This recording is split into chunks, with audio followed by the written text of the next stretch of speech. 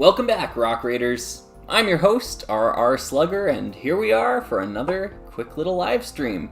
We're going to be going through and building 3 different sets today, 3 different vintage ones. I've got 2 Aquanauts here and 1 Exploriens set. As we go through and we work on the builds here, feel free to send some questions my way. I just pinned a comment in the chat there. If you have a question directed at me, please try to use the @RRSlugger, so it pops up nice bright orange so I can see it out of the corner of my eye and I know when to look over and try to answer the questions as they come through. Cool. So with that being said, we're going to go ahead and get started here. I'm going to switch my camera over and we should be good to go. Hopefully the microphone is sounding nice and loud here. I had to adjust a few things with my setup. I'm trying out a couple of new lights I got as well. Hopefully they will look all right as we go. But without further ado, let's get into that. There we are. So I'm going to start things off here with our first set. This is an Aquanaut set. This is 6175, and I'm actually going to pop that up on the screen as we go through. Thank you so much, everybody, for being here. Just out of the blue here, this was kind of one that popped up just off the cusp. I was sitting here the other day working on a new video, and I needed some sets built that I have here, and I need them for one shot. Really just one photo in this new video. And I figured, well, instead of me just sitting here and building them on my own, why don't we share the love? We'll hang out together and we'll have another little live stream as we go through and build these sets. And yeah, so I'm going to start with the one which I have that has the box with it here. As I mentioned, this is 6175, and we're going to be going through this one. Cool, awesome. Yeah, and Emerald is, I know, a big fan of a lot of the Aquazone, Aquanauts sort of stuff here, so maybe she'll be able to weigh in as we go through. Now, once again, Emerald is serving as moderator here, so a big thank you to her as we go through. Darn, I realized that by putting the camera here, I can't open up my desk drawer anymore. Hopefully I don't need anything in there. Oh, wow, okay. Awesome. Okay, so JH is asking, how many or which Aquazone sets do you own? It's the 2 that we build today are the 2 that I own. So one of which is 6175, and the other one is 1822. That's what it is. Sea Claw 7 is the name of that one. Yeah, that's what we'll be going through. And Kopek is asking, have you watched Ninjago? I haven't. I actually really know nothing about Ninjago. Now here's something really cool about this set right off the hop. So 160 pieces. So not a big set. Not a lot of pieces going on in here.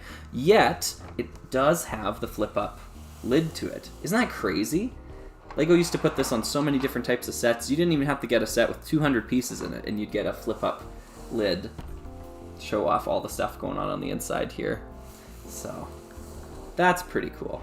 I'll read what it says here, the little blurb, because I know you won't be able to see it on the camera here. Explore the ocean depths as you, the Lego Maniac, team up with the Aquanauts in search of the precious hydrolator crystal that provides oxygen for the underwater world. But be on the lookout for the aqua sharks. They will stop at nothing to take all of the hydrolator crystals for themselves. Cool. Hydrolator crystals. Those are those chrome energy crystals that you see pop up throughout the sets.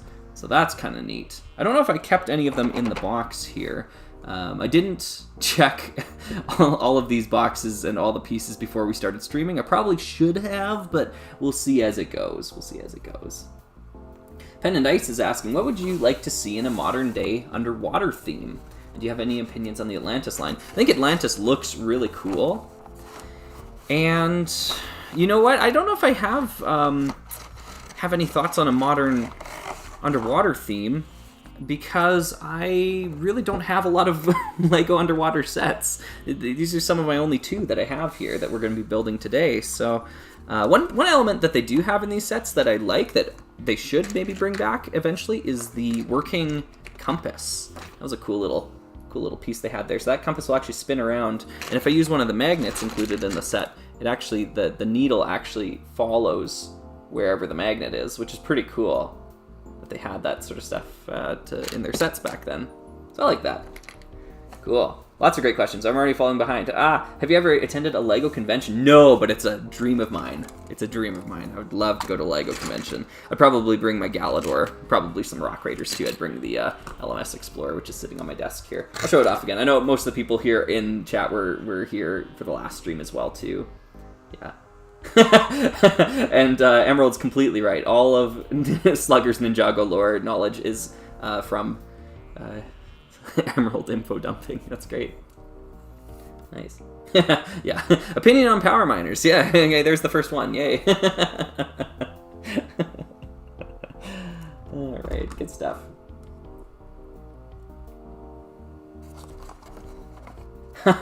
Did you just buy these sets, or do they lay broken down in your closet? This one I bought from a collection from the original owner, and it was about, I want to say about 20 sets, all of this vintage, all came with the boxes, the instructions, and I don't think this guy ever played with them as a kid. Like, they are in immaculate condition, and I got them for such a great price, just locally, picked them up locally. And I can't believe I was able to score them, because they'd been on the market for a few days, and that's pretty rare in my city for LEGO. Like, that's a good deal like that to not be snatched up. But he said when I talked to him that people were trying to buy individual sets. No one was willing to make an offer on the whole collection, and so I bought the whole thing, because honestly, the price that he set for it was the value of just one of the model team sets that was in it. So, yeah, I don't think anyone did their homework before making offers on it. But yeah, so yeah, a few of these sets do stay in their boxes broken down for the moment that I need them. The reason why I store a lot of my LEGO like that is because it doesn't collect dust that way. And it's just a lot easier to do photography and stuff if you have a model that isn't dusty. So yeah.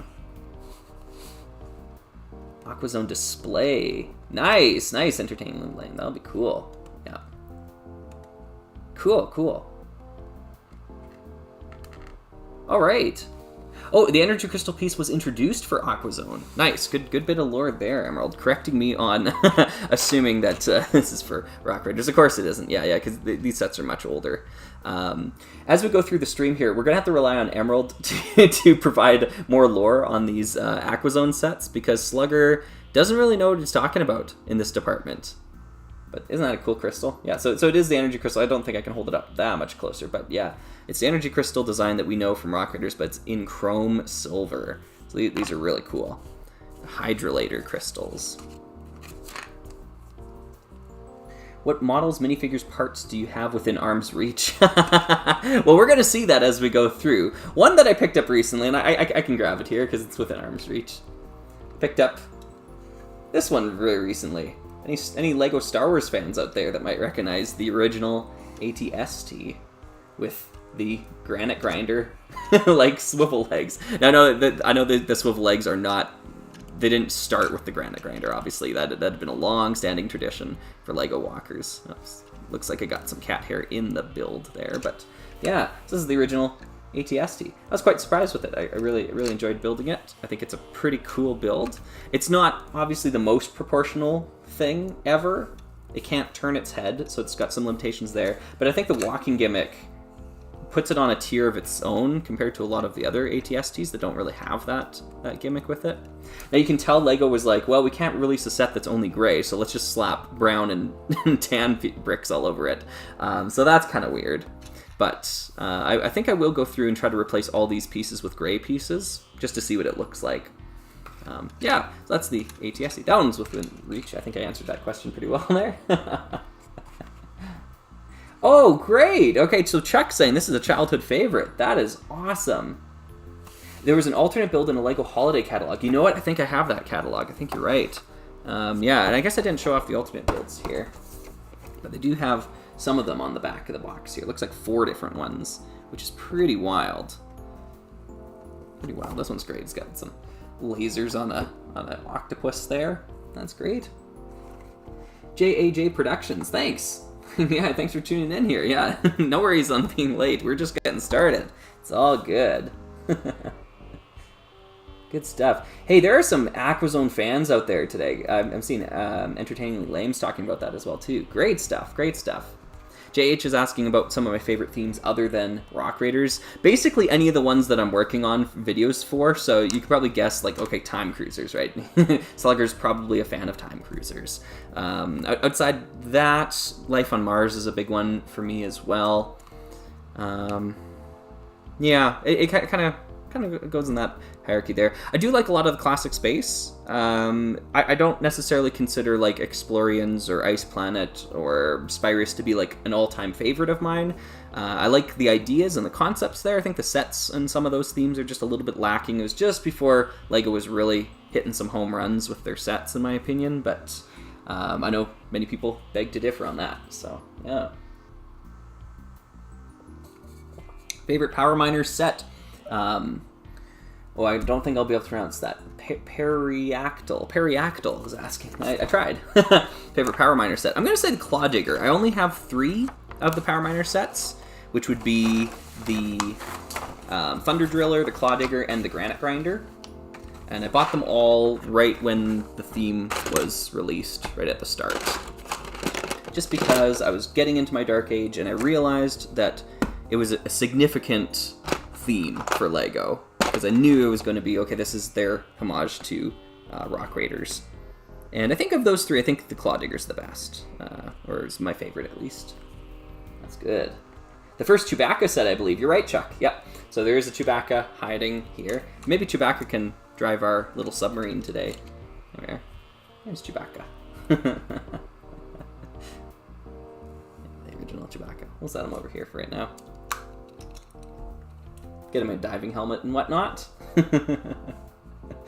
Good stuff, good stuff. Emerald, you're on the right track with that assumption. There are a couple of RoboForce sets that use the Technic beams for it, though. So I know RoboForce predates Rock Raiders. There was probably a few before that even, but I don't know. I don't know offhand. But yeah, I think RoboForce was a couple years earlier. All right. So I'm going to move the instructions a little bit further away and try to get this a little bit more centered. I'm going to try to respond to some feedback on the previous build videos. Hopefully the lighting's okay. I'm trying out some new lights. These ones don't clamp onto my desk the same way, and they're not my regular shooting lights for photography. And the reason why I'm trying out some new ones is because I don't want to have to disassemble my photography setup just to have a live stream like this, especially one that's kind of off the cusp. Let me know about the audio quality too. If the audio quality is not good, I'm just moving the microphone a little bit closer, and hopefully that's going all right as well too. Good stuff, good stuff. Kopek, the question about the Star Wars, OG Lego Star Wars and stuff. Yeah, that's such a loaded question. I am gonna make a I don't want to commit to that. I might make a video sometime talking about it, but yeah, I don't think I'll weigh in on it here. Sorry, it's such a big topic. Yeah. Now I know Emerald has complained about these in the past. These arm pieces, the hinge joint arms that they have here. These ones that like I said, the seller, I swear this guy never played with his sets. Like they're just immaculate condition. I never disassembled them. I just left them together because I'm like, I don't want to mess with it. But this is what they're supposed to feel like. Like they are supposed to have friction in them, and they hinge on a specific point there as well too. Oftentimes you get them, they're so floppy they just come loose. But these ones are all in really great condition, so I was really happy about that. Cool Guy is asking, R Slugger, do you have a TikTok? I barely know what TikTok is. I have never used the application myself, sorry. So that's a no. Sorry about that. Kopek's asking, how many Bionicle sets do you have? So here's the thing, I need to clear my name at some point in time. I think everyone thinks I hate Bionicle. I loved Bionicle growing up. I absolutely loved it. I have all of the all the Toamata, I had all the Taraga, I had the Toanuva, I had the Borok, like every single set from those themes. And it's just that over time, I mean, the theme went on for like 16 years. Like it's gonna run its course eventually, right? So eventually I just kind of stopped being in love with Bionicle, and that was that. But yeah, I loved it. Loved it a lot. I was actually, just yesterday, playing the Bionicle board game, the one where you expand out and you find new hexes. Brett and I were playing that one together. I think I was playing as... Was I Tahu? Yeah, I was Tahu and he was Kopaka. And then I had all the masks, because I've got all the gold masks and silver masks from the original theme there. And so I was going through and we would grab the masks and we would actually use our physical figures and stuff. So, like, yeah, like, we're still playing with Bionicle at that point. So, you know, it's a great theme. It's a great theme. Oh no, I'm realizing what happened here. Uh-oh. I took some pieces out of this set at some point in time, and I know where they are. I'm gonna have to go get them eventually. Hopefully I won't need them for a little while. Uh-oh. Yeah, Emerald's right. Yeah, you can tag me on Instagram, send me a message on Instagram as well too, or you can send me a message on Discord, or I now have an email address as well too, rrslugger@protonmail.com. And thank you very much, everybody that saw that video and sent me their fan creations, their mocks, their questions, things like that. I was blown away with the talent that's out there. Holy moly. Crazy great builds. So that was great to see. Thank you so much for sending me stuff. If you haven't done so already, or if you just want to send me an email, please do. Please do. Yeah. JH is asking, do you prefer classic Lego Star Wars sets or modern ones, and why? Well, I'll sum it up very, very easily for you, JH. Flesh tone minifigures are a complete deal breaker for me. So if the set has flesh tone minifigures in it, I don't want it, basically. So yeah, it's the uncanny valley. So yeah, for me, it's going to be the original stuff, like 2002 and pre 2002, basically, is kind of where I'm at with the Lego Star Wars stuff. Although, I think, yeah, because they would have done the flesh tone changeover in 2003, so I guess I should amend that. Yeah, I guess it should be 2003. Will we ever see the stuff you were sent? Yeah, PJR is asking. Yeah, you know what? So here's the thing, PJR, and for everybody who is wondering about like these emails that people have sent me with pictures of sets and things in them. It was never my intention to like make a video or whatever about showcasing them and whatnot, but so many people were excited. They said, oh, I'm excited to see what you do with this, or when you use it in video. I kind of realized, oh, maybe I wasn't clear. I was just curious about what people were building.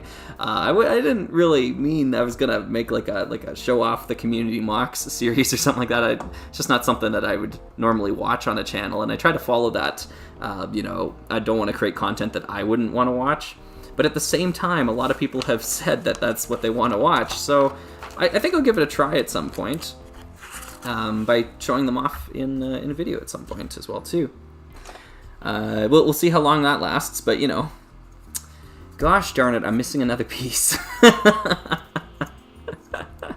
Oh, man, okay. We're off to an amazing start here, everybody. And that's why this one is labeled as a nice chill stream. We're just hanging out. We're asking questions. We're doing stuff. But this is kind of a neat piece. An early, like, snot brick sort of style, right? Studs not on top. It's got anti-studs on both sides here. Anti-studs on the bottom, of course, and then studs on the top. So they used to use these bricks in older sets like this. I know where the one is that I need. It's not here, though, so I might have to abandon ship on this here pretty soon. We'll see. We'll see. Yeah, Juniper's convinced that Bionicle ended with the release of Mask of Light. Yeah, that's about when I stopped caring about it, at least, so... Oh, well. Oh, well. It's not for me to judge... series or themes that continued going much longer than I paid attention to them, though. Everyone's gonna have their first year with Bionicle, and it's gonna be different for everybody, and hopefully magical for everybody too. Okay, this is a disaster. I'm missing another piece. Okay, yeah, I might have to abandon this one. I apologize, everybody. We're gonna see if I can get any further with this, but the parts I need are on a mock right now. I must have broken into this set at some point in time and took the parts out, and there's just no easy way for me to get them back. So I'm gonna pretend that there's a possibility that I could actually finish this set. And maybe if I go on a break, after I do the other 2 sets, I'll be able to commandeer these parts back and we can come back and fix this one. But such is life. Such is life. Who is your favorite Toa? I think probably Pohatu. Pohatu, maybe Onua. Is it Onua? Onoa? I've heard it pronounced different ways. Actually, don't answer that. I don't care. I don't. Yeah, it's not too impactful. But yeah, one of those. Kopak is obviously like the coolest, but you know, lots of great figures, or lots of great Toa. Now build it from memory. Yeah, it's going to turn into that. GT Animations. Hello there. Hey, good to see ya. Root Beer Gamers asking, what is your Instagram? Should just be RR Slugger. Yep, RR Slugger. Maybe put the Mox pics at the end of your videos. Yeah. PGR, I was kind of thinking that. I was thinking that I wasn't going to necessarily make like a brand new series for it, but I was going to include it in some videos. I think that's the right call. Yeah. Ooh, I have one of the Aquanaut sets. Good Void King. That's awesome. Yeah. Ooh, good question, Pen and Dice. Is there a unique genre or topic, theme idea that you'd like to see in future unlicensed themes?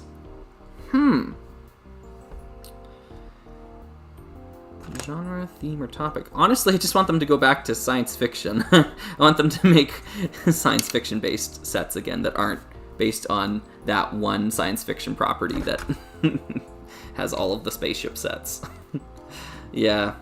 Science fiction in any capacity, really. Doesn't necessarily have to be spaceships.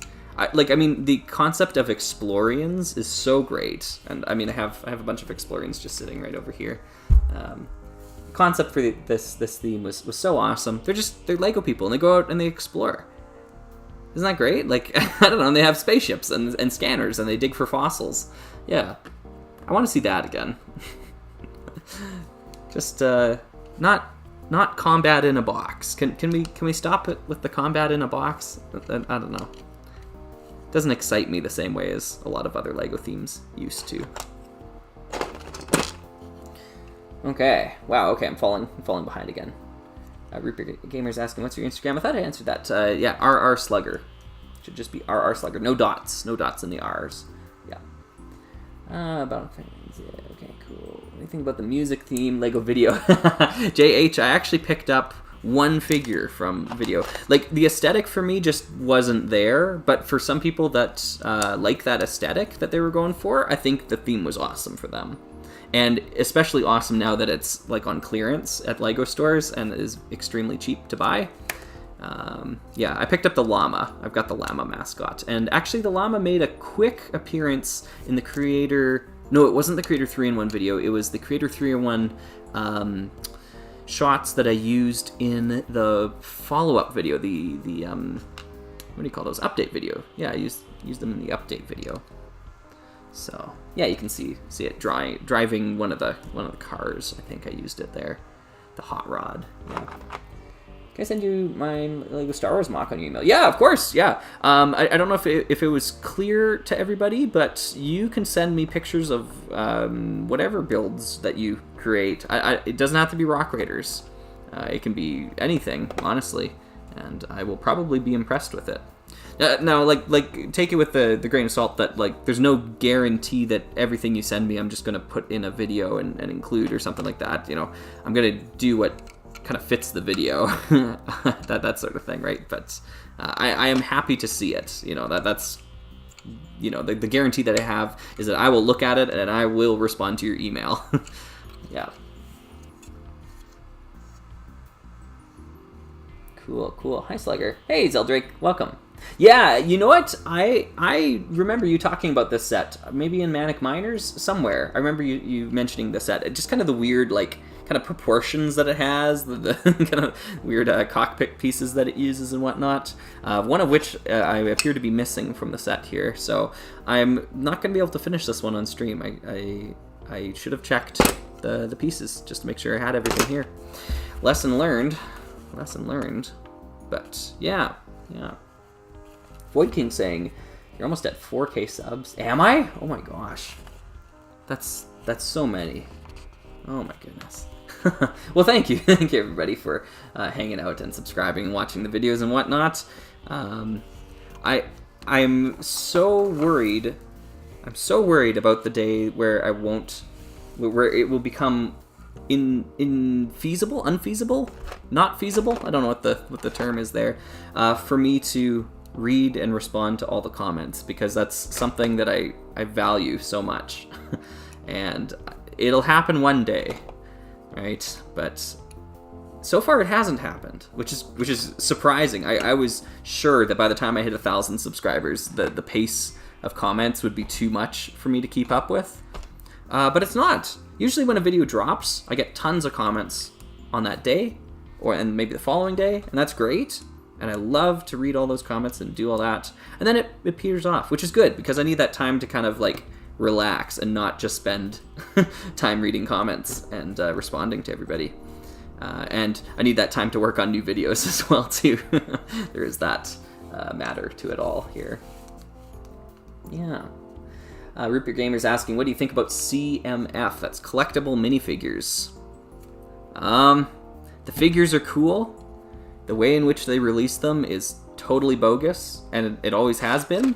And they're now apparently making it worse, and I can't believe that people even accepted the way that they were releasing them earlier. So, yeah, the Overton window has completely shifted into a territory that I'm not on board with. So, yeah, the fact that we're like, oh no, keep the blind bags, don't switch to boxes.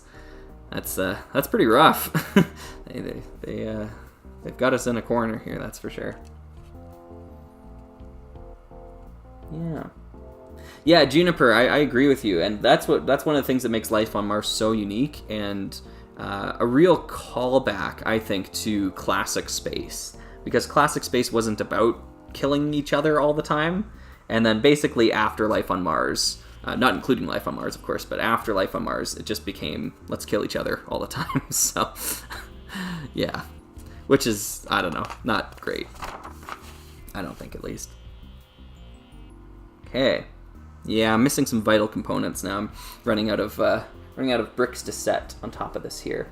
Better start working on the 5K special. Thanks, Nadiki. Yeah. I don't think I have a Lego set that has 5,000 pieces in it, though.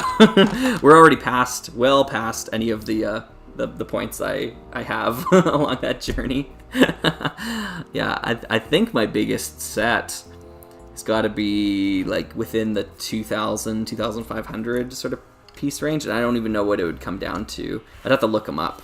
Probably like Pirates of Barracuda Bay, maybe the Typewriter, City of Lanterns, maybe. I don't know. One of those things at least. Yeah. Aquazone, let's go! Hey, Nitron, welcome back. Yeah. Remember seeing a pretty awesome display in the Toys R Us. That's awesome. That's great. Great. Oh, hey, Sir Durandal. Sir Durandal. I'm hoping I'm pronouncing that correctly. I'm gonna butcher everyone's pronunciations here. Sorry about that. Your channel has the only good comment section I've ever seen. Thanks for the effort to make a great community and respond to all the comments. Thank you so much. What an awesome comment. It's comments like that make the comment section so great. So you are also contributing to it, my friend. Thank you. I really do value the community that we're building here as well. A lot of like-minded Lego fans, and I think that's great. I mean, obviously, too much like-mindedness creates, echo chambers where we're always just agreeing, like, oh yeah, Galador's the best, Bionicle sucks, But I don't think we're there yet, which is good. I don't necessarily want to get to that point. It's okay to have discussions like that. And to be honest, I've even had some great discussions with people that have disagreed with me on the FOMO video that I did, the fear of missing out. One commenter had a really brief comment, something along the lines of like, "No, you're wrong. You just bought into the hype," or something like that. I can't remember the exact comment. And I kind of responded, saying, "Well, I think it's a little bit more nuanced than that." Blah blah blah. I kind of gave a little bit of my reasoning. And they got back to me because I was thinking that this person just saw the video through recommendations or whatever. They're not a subscriber or anything like that. But they responded saying like, "Oh no, don't misunderstand me. I love your videos. It's just I think you're wrong on this one point, this one time. Keep up the great work," sort of thing. And I was like, "Oh, this is awesome." So even some detractors, or when I get something wrong in their opinion, they're still we're still willing to be civil about it. That's great. That's so awesome. I haven't had anyone jump down my throat about anything yet, which is good. So let's hope we keep that up. Hey, thank you, entertainingly lame. I am definitely gonna check that later. Sorry, I guess I don't check my phone while I'm streaming right now. You know what I didn't do? I didn't share the stream to like Manic Miners or anywhere like that. Sorry. So hopefully those folks will be able to find their way over here at some point. Yeah. Don't everybody just rush out and do that. Maybe I don't know. You can if you like, but we don't need 20 posts saying, Slugger streaming. Watch him completely get this Aquazone set wrong, because that's what's happening here, everybody. This is... Yeah, like I'm missing so many parts here. I'm getting it as far as I can, and then I'm basically just gonna have to finish this one off stream, which I apologize about, because that's my bad. I goofed big time on this one. I don't even know where some of these pieces ended up, like the windscreen element here. I don't remember where I put that one. It's on something. I must have built it into something at some point. Yeah. I definitely want to remind people that if you ask a question here that or if you want something to get my attention, use the @RRSlugger. I'm going to try my best to answer all those. I know the chat's moving quicker than I can manage. It always does. So I'm just going to try to keep up with that here. If I miss your question, feel free to ask it again, and I'll try my best to get it. JAJ is talking about a shop that sells CMFs out of their bags for the retail price. That's awesome. That's awesome. Yeah. I've got a local Lego shop, local Lego shop. That's what I'm trying to say. That does the same thing, or sells them close to retail price. I guess some of them are going to be a lot more expensive, but that's how I get any of my CMFs. I don't buy into the blind bag practice personally. Yeah. Do you look for CMFs on the aftermarket? Yeah, pen and dice. I do. Yeah, I do grab a few every now and then. There's not many that I gravitate towards that I'm like, oh, I need to have this. Although there is one that I bought 7 of, I think. 7, maybe 6. Probably 6. I might have miscounted and bought 7.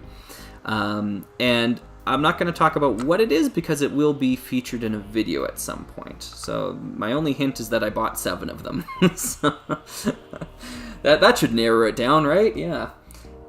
They're Mr. Golds. I bought 7 Mr. Golds. Yeah. Hey, Ben. I love watching your live streams. Hey, thank you. Oh, yeah. No. Sorry, Ben. I'm not committing to a schedule just yet. This is not going to be like a weekly thing where it's like every Sunday I'm going to be streaming. No. This was just off the cusp. So I'll try to give some heads up notice. It seemed like the notification that I sent out by scheduling the stream worked. Thank you, Emerald, for the suggestion on that. And that seemed to have worked. Alerted people saying, hey, we're streaming at this time, blah, blah, blah, blah.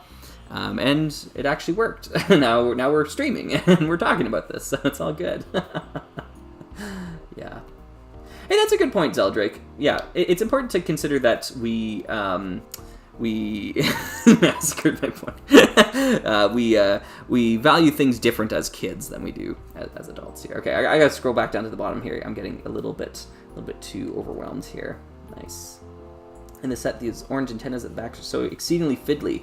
Yeah, they do have the clips here to keep them in place here. But yeah, they definitely could come out. I could see that happening.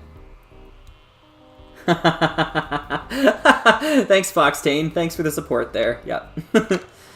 Our Slugger, what's your favorite animal in real life? Well, I have 2 cats that live with me here, and so I'd be remiss if I said that cats weren't my favorite, so I must say that cats are my favorite. Yeah. Cool guy Dom O2's asking, what's your local Lego shop? Is it a bricks and minifigures? No, it's not. It's not a chain. It's just a local store here, like a mom and pop shop, where they buy used Lego and then resell it. Basically, that's kind of the idea. Yeah. Bad Night Bricks is saying, really, Mr. Golds? Seriously? No, sorry, not seriously. Yeah. Juniper says, I think I have a guess, but I'll keep it to myself. Thank you. Yeah, that's okay. Opinion on water. I love water. I'm drinking water right now. I think growing up we think like adult drinks are coffee and alcohol and stuff like that. I don't drink those. I drink water. I think water is the true adult drink. PM Elling 2293. I think I tried my best there. What's your take on 2007 Aqua Raiders? That was basically right when I started getting out of Lego. I remember seeing them. I thought they were cool, but I'm not a big fan of like brick-built creatures. It just wasn't appealing to me. Still really isn't. So the fact that half of those sets, like one half is the submarine and the other half is the creature that it's going to be fighting, you know, the combat in a box sort of philosophy. That part didn't really appeal to me, and unfortunately that philosophy makes collecting a lot of themes really difficult, because there's only like half the set that I actually want, and so I usually just don't bother, unfortunately. But I thought it was a pretty faithful adaptation. Yep. JH. Yeah, no worries. Hey, thanks. Almost midnight in Germany. Wow, I better get going on this then here. Yeah. Slimy Slacks are not your favorite animal. How do you produce your music? Do you play any instruments? I really dig your tracks. Thank you. A Pitchfork said no. That's awesome. Yeah. I create all the music myself through recording. And I use Cubase as my digital audio workstation. They all do the same thing, but Cubase is what I kind of grew up with, so I was using that one. And beyond that, I have a music degree, so I had to learn all the different brass and woodwind instruments, but my main instruments are, you know, guitar, bass, drums, that sort of stuff, keyboard, of course. And I was a singer in university as well, too. That's what I studied. So lots of different instruments. And I have received a number of people asking about, like, how do you make the music? How do you do that? So I don't know. I might talk about it eventually. The thing is, the strategies I use are like 15 years out of date. That's the thing. So they're not actually that relevant these days. Yeah. I guess one piece of advice I can say is that if you're producing tracks like the ones that I make for the Rock Raiders videos, which is not my usual foray of music, it's a very different genre for me, where you're using synthetic drum loops and, you know, synth bass and other instruments and stuff like that. You want to have a touch of real somewhere in there. If it's all fake instruments, I think the ear can detect that. So I think on all of the tracks I have at least one real instrument, one like either I'm playing the bass guitar and I'm throwing that in with the mix, or I'm playing the electric guitar, or whatever it is. You know, you want to have like one real instrument just to kind of authenticate the whole thing, I think. At least that's been my experience with production. So hopefully that kind of answers a bit of the question there. Yeah. Tea or coffee, PJR asks. I say neither. Although if I had to choose, like, tea probably. But I'm not a big drinker of hot drinks either way. So yeah. Cool. Seamus Mayo is saying, really love your videos. Encourage me to start collecting Rock Raider sets. Hey, that's awesome. Hopefully not encouraging irresponsible spending, you know, and pay your bills and whatnot. Do that sort of stuff first. But I'm glad you're enjoying Rock Raiders. That's a great theme. Yeah. Yeah, environments like caves. I love that idea, Zeldrake. Yeah, I think dioramas are underrated in Lego. One of the projects I have that I'm going to be working on eventually is I want to create an Explorian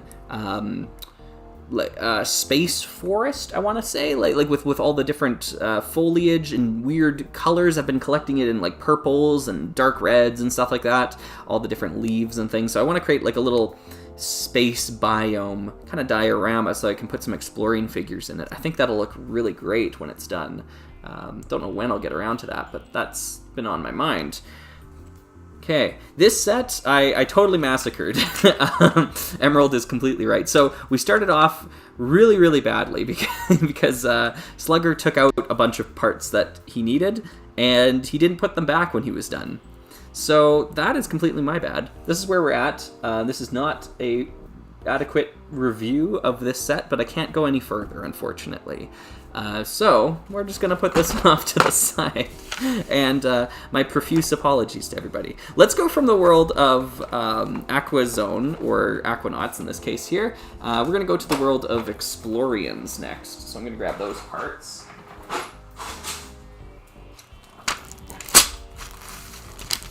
There we go. Swapping it out. And so we're swapping out, and we're going to be building 6938. I'm going to update my set number over here. Let's get that going. What is this going to say? 6938. 6938. Perfect. Okay, cool. Oh, hey, kitty. Yeah. We might get some kitty action here. We'll see. We'll see. All right. No worries, Ben. Thank you. Yeah, take care. What do you think about Lego Ultra Agents? Again, it's just a theme that was, I guess I should start with this here. It's a theme that was during my dark age. I just don't have any experience with it, sorry. Yeah. Oh, cool, yeah. Bad Night Brick saying the Explorian themes are really quite cool. Yeah, I love the artwork as well, too. You've got this, like, space station over here, or I guess a moon base of some kind, and, like, this wormhole. And you can tell it's on a physical diorama. It's not a render. It's not, you know, computer graphics or whatever. They got these fake rocks, the paper mache and whatnot. So I think it's really neat. This set, I don't know. I don't know how I feel about this particular set. It's a weird one. It's two vehicles, like a front and a trailer, and then it's got like arms and like a telescope. I don't know. I don't know if I'm sold on it. We got some alternate builds on the back of the instructions. You can see that wormhole graphic a little bit better there. Looks like a launch silo over here. Maybe a rocket in the center there, or a probe of some kind. And then we have a whole stellar base on this one here. I know these images are going to be very small, really tough to see, but yeah. Show the cat, yeah. Nice. Root Beer Gamer's asking, opinion on hot chocolate? Yeah, all hot drinks, I just kind of avoid. I always burn my tongue in the roof of my mouth. I don't know how people drink that stuff, so sorry, yeah. Kitty, kitty, kitty. Yeah. Cool. Thanks, Kopek. Yeah, when I get a chance, I will go through and I will take a look at them and send you an email. Of course. Good stuff, good stuff. It's a big old scorpion. Yeah, that's what it's supposed to be. I'm not 100% sold on that idea personally, but yeah, we'll see. Okay, cool. All right, so in Slugger's infinite wisdom, he decided to put all the pieces back in two different baggies, but this also doesn't look like all of the pieces, so I grabbed a few extra wheels as well, too. Few of these, because I think I'm gonna need some wheels, and I might have to borrow some from my Exploriens mock that I have over here. So I made this here. I guess I'll move this out of the way just a little bit so you can see the mock here a little bit better. Made this Inspector Gadget looking car. It really has that Gadget Mobile profile to it. But yeah, I made an Explorian little rover mock. And so on the back here, it has a hatch, or a I don't know, what would you call it, the entry point, I guess, for the rover. So it folds down, and you can walk on in and get inside the rover from there. And then the roof, of course, lifts off with the cockpit, so that's all attached as one piece. And then we have our driver on the inside there, as well as some computer consoles. Yeah, I thought this was a nice little rover. Now, I took the wheels, these are the medium-sized black wheels here. I took the wheels from this set, so I'm probably gonna have to give them back when we do this, unfortunately. But yeah, I'm gonna have to take it apart. Yeah, pen and dice. I know what you mean. Yeah, I know what you mean there. Yeah.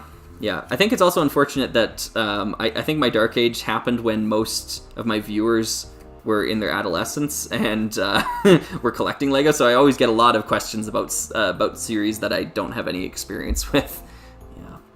These are the small wheels by comparison. There, these oh here, I'll move that again. Yeah, these are the small wheels by comparison. So that's the small size, that's the medium size, and then the larger size is like what I used on the Rock Monster Truck big model, and they're much beefier. And then there's an even larger size, and those are only on the M-Tron set, Megacore Magnetizer, and those will run you about $40 each, something like that. So yeah, those are expensive wheels.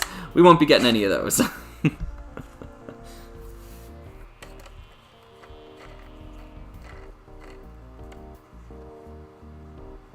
Oh, cool. Andrew Dalton saying, your video on the granite grinder inspired me to buy the set from Bricklink, and after watching it again, I realized I had all the exclusive and rare pieces, so now I have 2 granite grinders. That's awesome. That's awesome. You need to combine them together and make a mega grinder, you know? I love the granite grinder. It's my favorite Rock Raider set, bar none. Yeah, I think it ticks all the boxes. Maybe the downside with it is that it doesn't have a boulder and energy crystal, and I think that's really it. It's a really great set. Yeah, it does look like an early 2000s police car, doesn't it? Yeah. Yeah, PM Elling is asking, what's your take on the dinosaur theme from 2001? I love that dinosaur theme, and you are going to be seeing some videos if you follow the channel on that theme. I recently picked up all the baby dinosaurs with their boxes, and I think I have 3 of the 4 big dinosaurs. So I just need that last, I think I just need the, what is it, the Brontosaurus, Brachiosaurus, and then I should have a complete collection of those. Yeah, just great dinosaurs. It was such a great system they developed for it as well, too. Alright, so here we are. Lots of bricks that are white, lots of bricks that are black, and then some translucent bricks. And that's Exploriens for you in a nutshell. It's basically these colors. So it's a pretty basic color scheme. There's more translucent, or transparent colors, I guess I should say, than there are solid colors as staples in the theme. Because you get these 3 colors in every set. That's transneon green there in the middle. Oh, I've got a dish of that color. That's pretty cool. So you get these 3 colors in every set, and then you get white and black for the rest. I really feel like this theme could have benefited from having light gray be a color. And if you take a look at the minifigures have both light gray and dark gray on them. So I kind of feel like those colors could have really helped the aesthetics of the theme. But maybe there's something to be said about the black and white color scheme as well. Yeah. I haven't watched Stranger Things. Sorry, Root Beer Gamer.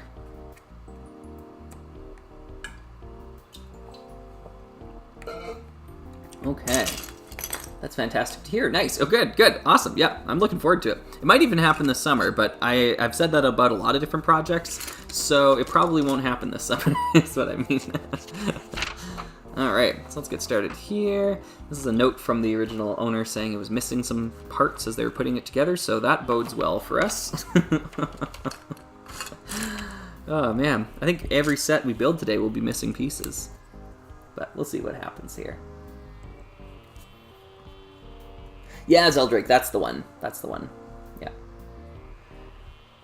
Emu Johnson's asking, what do you think about Lego Forma? Forma. I'm unfamiliar with Forma. Sorry. Don't know what that is. Babo Chocho. Baba Chocho 11. I like that name. That's great.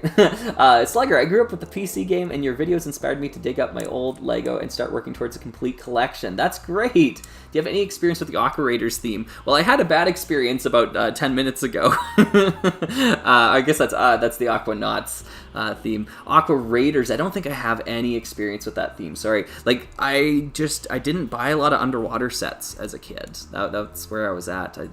I didn't really appeal to me then. I think they're pretty cool now, and I've got some catching up to do. So sorry, I don't have enough experience with that. I was much more inclined towards science fiction, though I will say the Aquazone series has a lot of science fiction elements in it. So I'm only now realizing that as I get older. So, whoops, I missed out on some stuff.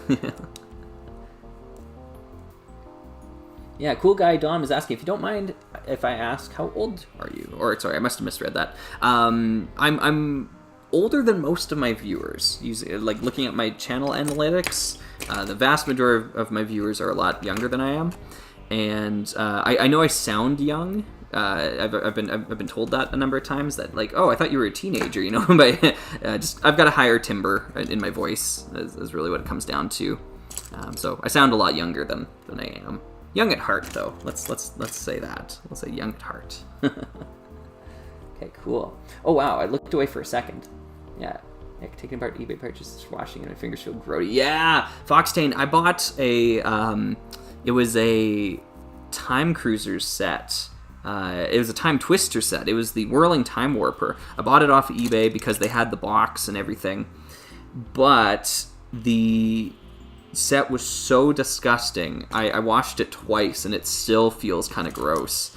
It's just such a tough set for me to find better copies of, and I don't know if I really need to repurchase it now that I have it. So yeah, I don't know.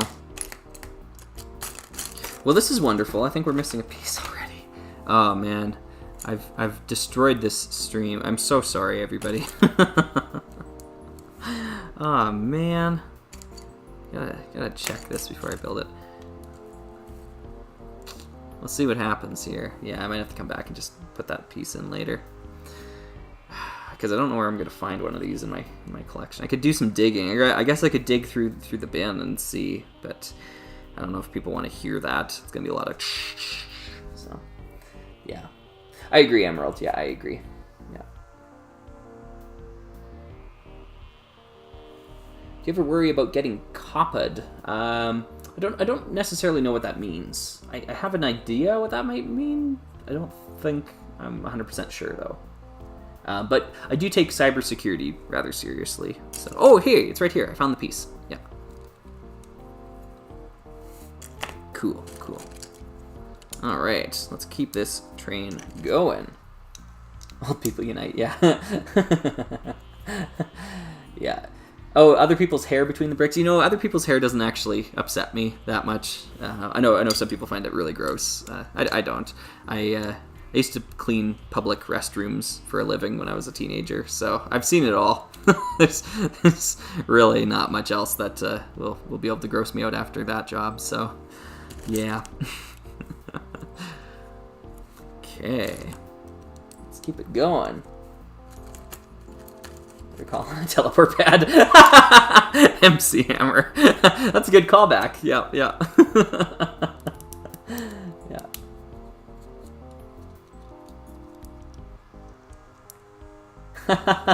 Mando Strikes Back says, love the Rock Raiders boulders. Used to turn them into droids by placing them upside down and adding a radar piece. That's great. That's really cool.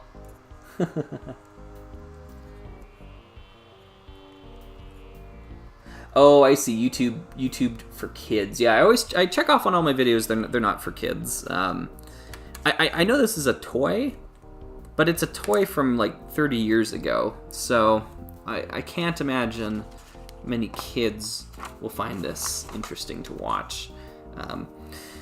Yeah, and it's not like I use a lot of profanity on the channel either. So I could see that, you know, maybe there is some kid appeal here, but at the same time, that's not necessarily the demographic I'm trying to target with these sort of videos. I mean, I'm a teacher and I work with kids all the time, and no one has ever talked to me about Rock Raiders. You know, no kid has ever talked to me about Exploriens. So I just don't. I'm not really seeing it for them. Yeah. Looks like I need a piece that is not here. I know I have it somewhere, though. I don't see it here. I'll have to grab my bin of white bricks. Where did that one end up? Oh, it's right nearby. Ooh, we might be in luck. I might be able to do that. Okay. Yeah, Emerald. Yeah, I know what you mean there. What's your favorite LEGO Alpha Team sub-theme? The first one, Emu Johnson. The first wave. They all have problems. They all have flaws. It's just that the flaws in the first wave, I think, are not as major as they are in the following waves. Mission Deep Sea, I think, really suffers from just being like made of jack stone pieces. Like, I guess that's good for kids, good as a toy, but I'm an adult collector now, so it's not good for me anymore. And the third wave, the Deep Freeze, did they call it? Ice Kingdom, Ice to Meet You. I don't know what the third wave was called, but I had a few of those sets growing up, and the idea was so cool. I just wish they had done that idea 10 years later. The engineering on those sets would have been so much better. The transformation gimmick would have been so much better had they just waited a while longer for designs to get better. Yeah. Oh, entertainingly lame saying, I wish I had this set. Yeah, I don't know. I guess we'll see. We'll see how this one turns out. Yeah. Yeah, Nitron saying Exploriens. Yeah. Honestly, they're not expensive online. If you are looking at getting into Exploriens, you most certainly can.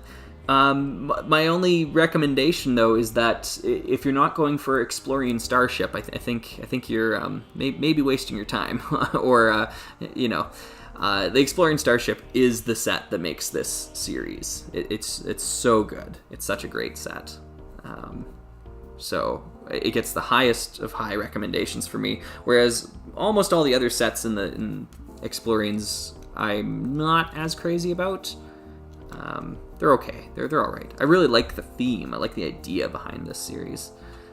This is maybe another one that I feel like needs a reboot, needs a redo on it. It'd be cool. Deep Freeze. Okay, it was called Deep Freeze. Yeah. Yeah. All right, cool. I'm going to... Yeah, it did have some nice Bionicle part recolors. You're right. Yeah. I'm going to dig through my bin and see if I can find this brick here really quick. Let me check on this. Oh my goodness, there's 40 people watching. What are you folks doing? Why are you here? Thank you. Sorry, I didn't mean that. Thank you for watching, everybody. Yeah, we're building some Explorians here. We're working on the Scorpion Crawler, I think, or Scorpion Detector. I can't remember what it's called offhand here. Set 6938 right now. I'm missing one brick off the back here, so you'll forgive me if I have to do a little bit of digging as we go through. But I've got my bin of white bricks here, and maybe I won't have to do any digging because I found it, and it's right up on top. There we go. Perfect. I love it when that happens. Very good. It's a little dusty because cat hair likes to accumulate in bins like that.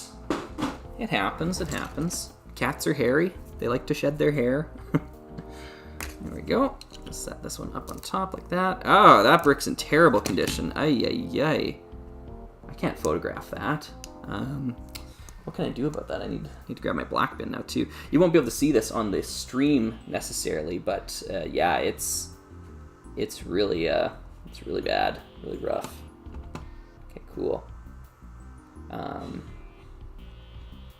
Just checking over in the chat. Okay, good. Nice. Awesome. All right, so let me grab my black bin here really quick. I'm gonna just do a little quick dig so I can replace this brick. This is one of the things that you have to do when you're photographing Lego. I mean, you don't have to, I guess, but I do. Is when you have bite marks and stuff like that on your pieces, like you got to replace that. That's going to show up on the camera, and it's going to be really distracting in those shots. The eye just kind of gravitates towards imperfections on Lego, or at least mine does. So yeah, this is probably, honestly, it's going to be either a filler brick or it might just get chucked, because you don't want these in your brick supply with intermingling with other parts, because you might miss it next time, and then you won't notice until it's on camera, it's in your video while you're editing the timeline, or worse yet, you're watching it for the first time after you've rendered it, and then you're like, oh no, there's bite marks all over that brick, or there's a hair right there. I've gotten a little bit better at catching that, but there's definitely Slugger videos where you can see a hair on some minifigure's head or something like that, or whatever it is, you know. Alright.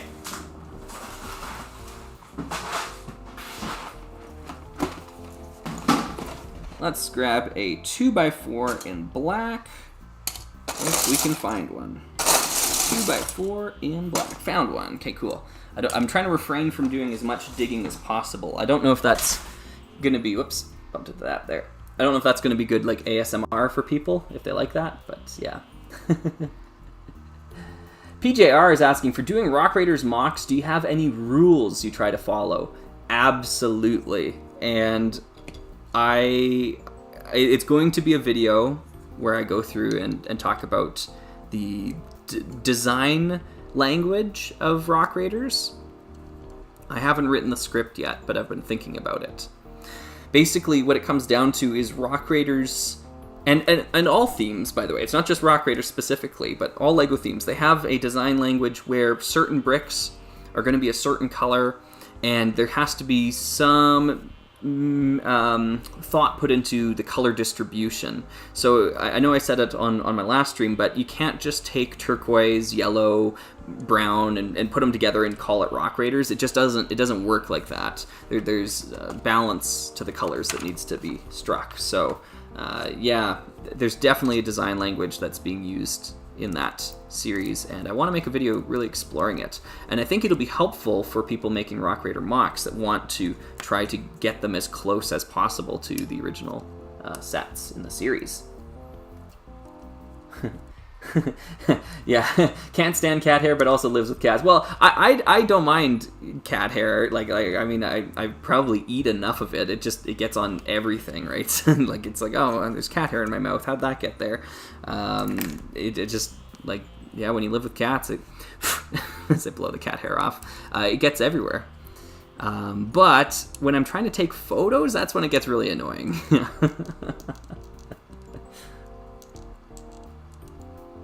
It's like when you live near trains. Yeah, I live near an airport as well too, so I can hear, you know, planes every now and then.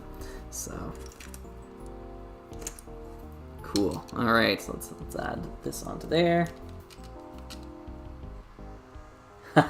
You know what, Zeldrake? That happened to me. Actually, wow, this brick. Wow, just as I was saying that, Zeldrake, this brick, the stud on it is completely melted off to the side. It's like someone took a torch to it. Hopefully I don't need that stud later on with this build. Oh, you know what? I bet you I do. Yeah, but it happened to me yesterday when Brett and I were sitting down. We were playing the Bionicle board game. I grabbed my Lewa because I wanted to play as Lewa, and I realized, oh, I've got the wrong head on. It's the one with the like green face, but it should be gray before you put the mask on. I don't know, tough to explain. Anyways, I had to grab this other Bionicle head that I bought used off Bricklink as a replacement, and I tried to attach it, and it wouldn't go onto the axle, like the neck joint, the axle there, because someone had chewed the back piece, like the trans neon green, like the eyes bit. They chewed it so down that it wouldn't fit onto the axle, so I had to throw it out. Like it's completely a dud piece of Lego now. So, yeah. Oh well. And if anyone has any tips or tricks as to how to get the eyes out of the original Bionicle heads once they're put in, yeah, leave that in the comments section, because I don't know if it's a reversible process or not. Yeah. Yo, hey, B1er, thank you back. Thank you for coming back here.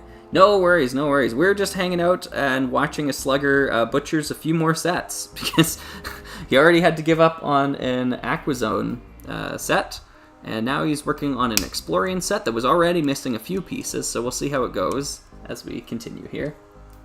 Thanks, Eldrake. Take care, yeah. Emu Johnson's asking, what do you think about LEGO Agents? I just don't have any experience with the theme. Sorry, it was during my Dark Age, or right before it. Maybe my Dark Age was longer than I thought it was. Like, I was kind of thinking like, okay, 2009 and onwards, but I guess I didn't buy many LEGO sets in 2007 even, so... Yeah, I've been out of this game for 15 years, it seems like. Crazy. But it's good to be back, and it's good to be meeting so many new people here.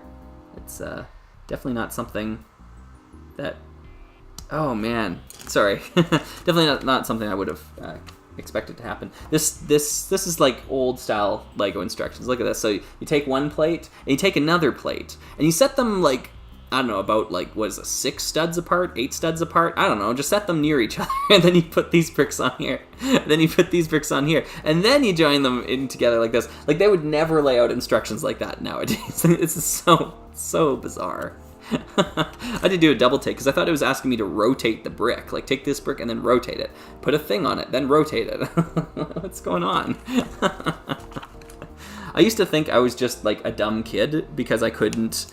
Like, I'd always run into those situations where... I would build a step and then, like, realize, oh, did I miss a step or something? And go back and it's like, oh, I was supposed to put a brick here. And I always thought it was just me, like, being an idiot. But unless maybe I still am, I guess. But no, now as an adult, I realize, no, the instructions are just bad. they're just bad. They're poorly laid out. It can be a real hassle to build these things sometimes. Okay. I got that brush you showed off in the build stream. Oh, you did! Nice! Nice! Let me see if I can find it here so I can show it off to other people. I unfortunately set this up. There it is. Okay. I moved the camera here a little bit, so now I can't open my desk drawer as easily. I got to find a better solution for it. This is the packaging for the brush. Where is the brush? Darn it. Okay, this is the exciting high-octane content everybody's here to see. Slugger digs through his desk drawer. Can't find the brush itself. It's called the Nomad tool. If anyone's curious about getting this brush here, it's got a horsehair brush on one end, and you use that for dusting Lego, and it works like a dream. Really, really enjoy that. Got any good? Oh yeah, Nadiki's also asking. You got any other good cleaning, collection, maintenance tips? For me, it's washing Lego. I disassemble things to wash every now and then, and basically you fill up a basin with warm water, put in a little bit of dish soap, your regular old dish soap. Make sure there's no bleach in it, because bleach will ruin your Lego. Let it sit, sift it around for 10 minutes, and then put it in a salad spinner. Get yourself a nice big salad spinner, one with the crank on top, and that'll dry it out really quick. And set it on a towel for, I don't know, a little bit, point a fan at it, and you are good to go. And it restores clutch power of Lego as well too. That's what I've noticed. So like that Ice Planet collection that I had bought, a lot of the sets were like barely holding together. But once I washed the bricks, they all snapped back, and I was very happy about that. So it got all the clutch power back. Doodle Bricks is saying, building the cursed theme. Exploriens, are we? I didn't realize it was a cursed theme. I guess I am now cursed. Weren't missing out on much, yeah. Ooh, okay, so Seamus Mayo is saying you can use it with a thin butter knife if you... Okay, maybe I'll try that. Oh, with Lego Agents, I see what you're saying, Emu. Yep. Yeah, your Dark Age has nearly been the length of my entire life. Wow, that makes me feel great. Oh man, I mean, I get that shock of reality every day when I go to work and realize, oh wow, I'm teaching people that were born in 2015, you know. Like, I'm just not of the mindset yet that they continued making humans after the new century, you know. Like, I just can't accept that yet. I'll get there eventually. But, no, 1999 was the last year they made human beings. It was a retired set after then. Okay, let's go here and here. Building our little space thing here. Oh yeah, no, Foxtane's right, and Foxtane knows a good deal about cleaning Lego as well, and sorting Lego for that matter. If you need any tips about sorting Lego, you talk to Foxtane. Just go send them a message on Discord or something. Yeah, but yeah, definitely you need to rinse the Lego in there as well too. I forgot to mention that. You don't want the soap to remain on the bricks. Yeah, and a drying rack and all that. That's good.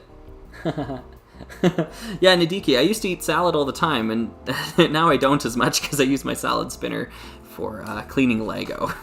So, don't know if I'm winning at life, but yeah, I do have clean Lego. Alright, so we got one arm of the thing done. It's kind of floppy. It's interesting, yeah. We're off to a good start on that. Gonna get some things going here. Hey, Zook, you coming to say hi? Hey, everybody, we got a cat on the stream here. Let's see if we can get him over here.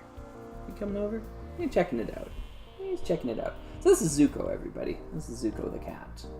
A cat they call Zuko. There we go. And now we can't see anything. Thanks, JAJ. Thanks for joining in here. Yeah. Okay. Well, Zuko's casting quite the shadow on everything here.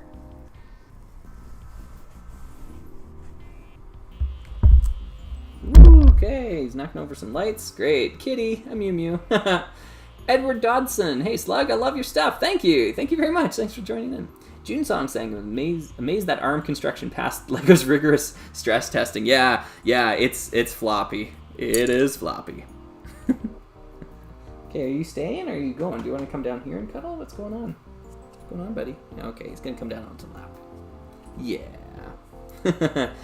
Zito! Oi, slug time! It is slug time. Yeah.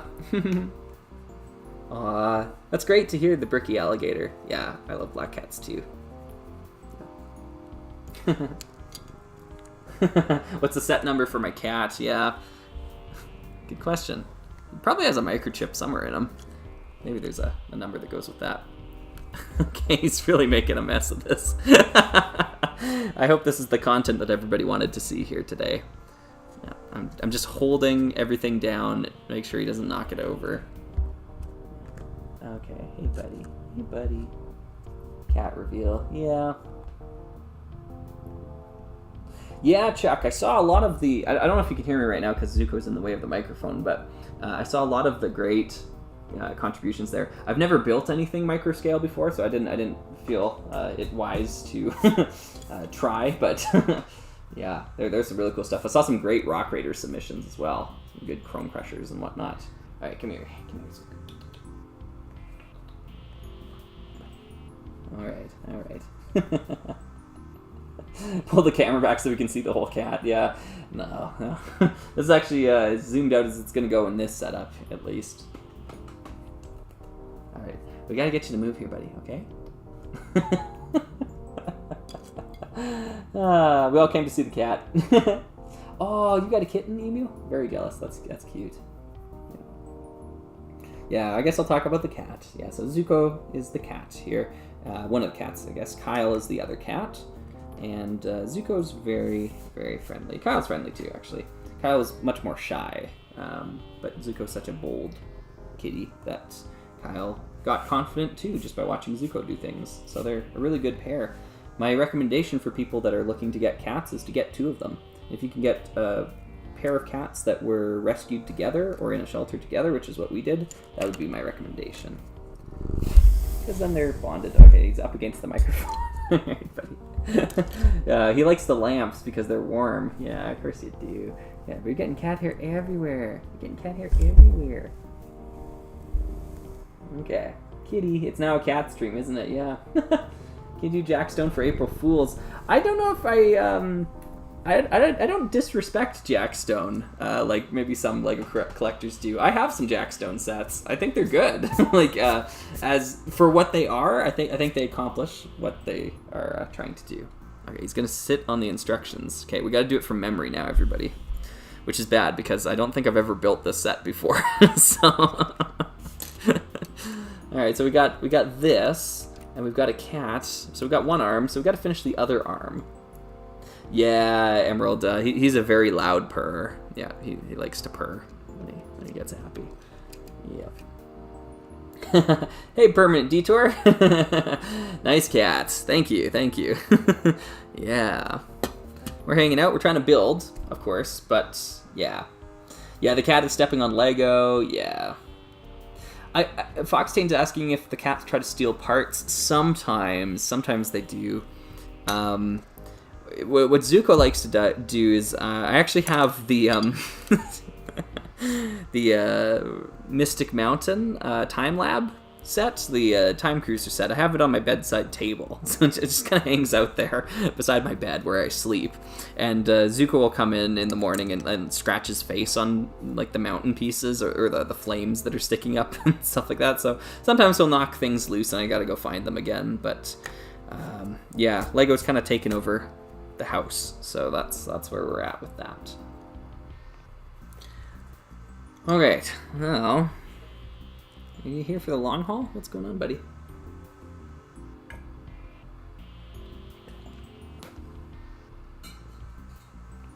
Well, let's grab something to talk about while he's hanging out here. This is something I built recently. I'll try to show it off while he's still in the frame. I'll just try to cover him up, I guess. This is Magisto's, what's it called? Hideout? Magisto's hideout? Secret lair? I don't know. But I added some bricks onto this one here. Hey, bud. Oh, are you taking off?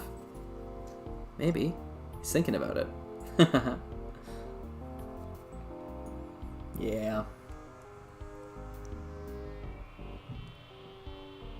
Build your loved ones out of Lego. Permanent Detour is talking about the adventure of Clutch Powers. I don't know. Goblin's asking, what do you think of Lego Monkey Kid, both the theme and the show, if you've seen it? I only have one Monkey Kid set. It's the City of Lanterns. And I just wrote a script and recorded it about that set. So I guess we're going to hear a little bit more of my opinion eventually. I think I lost my mind when I did it, though, because I ended up taking writing a script that was more than 4 pages long. So it's going to be a big video, and currently I have none of the photography done for it, so I don't know when that video is going to happen, but it'll happen. All right, so he's moved here a little bit. Yeah, the fluffy dragon's attacking our hideout. Yeah, right? Yeah, this is Magisto's hideout here. I've modified it somewhat as I was building it, so I changed a few of the trees and added a little bit of the roofing here. The idea, and when I put it on regular plates rather than base plates, just because I wanted it to match my other castle sets. The idea here is you remove this little clip, and you can open it up, and you get the hideout on the inside here. So Magisto's down here, hanging out with a scroll and table and candle and stuff like that. I added some flooring. I like to do that, so I added the dark gray to make it look like it's actually built into the side of a cave, which is, I think, the implied presentation. And then up here, there's a little bit of a workshop for that sort of stuff. We've got some decanters and whatnot. Yeah, little scroll in there. I have a guard as well, too. Maybe another Dragon Master. But that's kind of the gist of that there. Bring back the cat, yeah.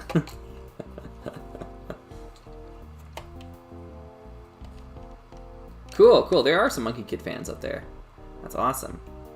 Yeah. I don't want to preemptive, or I don't want to hype your expectations up too much, Doodle Bricks. The review is going to be very different than just a general set review.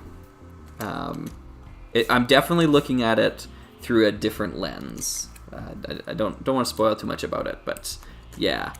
Hopefully it's still enjoyable, and that's where I'm going to leave that. Yeah. All right, cool. We're getting back to building our Scorpion Crawler, or whatever this thing is called. I can't remember the name of it. It is set 6938. 6938. Random saying, speaking of hideout, have you got your hands on the ninja one? Yeah. I don't know if I have is it called the ninja hideout or the bandit hideout or something? I do have one ninja set. It's upstairs. I can't really show it off here. It's the one with the jail cell on top, if that narrows it down at all. And it was a fun build. It was my first ninja set. I'd never had them. And they're too expensive to really get into now. It's just one of those themes that has become expensive.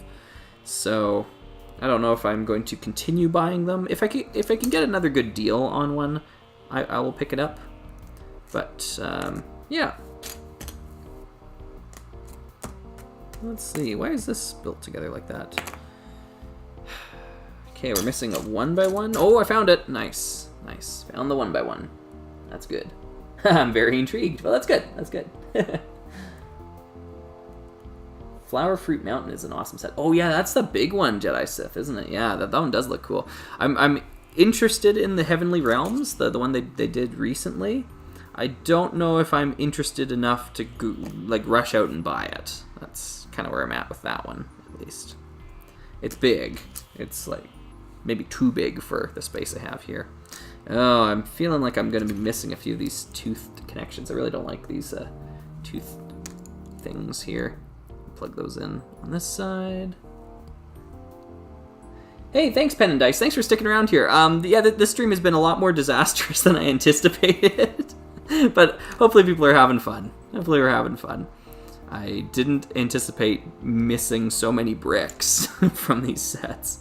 I learned my lesson there in that you should check to see if you have all the bricks before you live stream, not during the live stream. Don't do it during. Unless people are having fun watching me make a fool of myself here, then I guess that's awesome too. Okay. Yeah, we're missing some tooth bricks here. I've got ones in black, though. Maybe I need to use those as substitutes. Maybe that's why they're in here. Let me see what I got for tooth bricks. Where did I put it? Oh, here. Not seeing a lot of white. So this is a Lego Dots container, by the way. This is a Sporkenstein. Sporkerson. I'm trying my best here. Sorry about that. I'm here for the Lego. Nice. Okay, cool. This is a dots container, and I use this for sorting smaller bits. So I think it's a decent sorting system. All your clips, any sort of type of like clip that holds accessories and things like that, goes in here. Any of your 1x1s, I like to stack them in and do this little spiral with them. It makes them easy to pull apart later. All your 1x1s sorted in here. You got your 1x1 studs. Some of them are stacked together.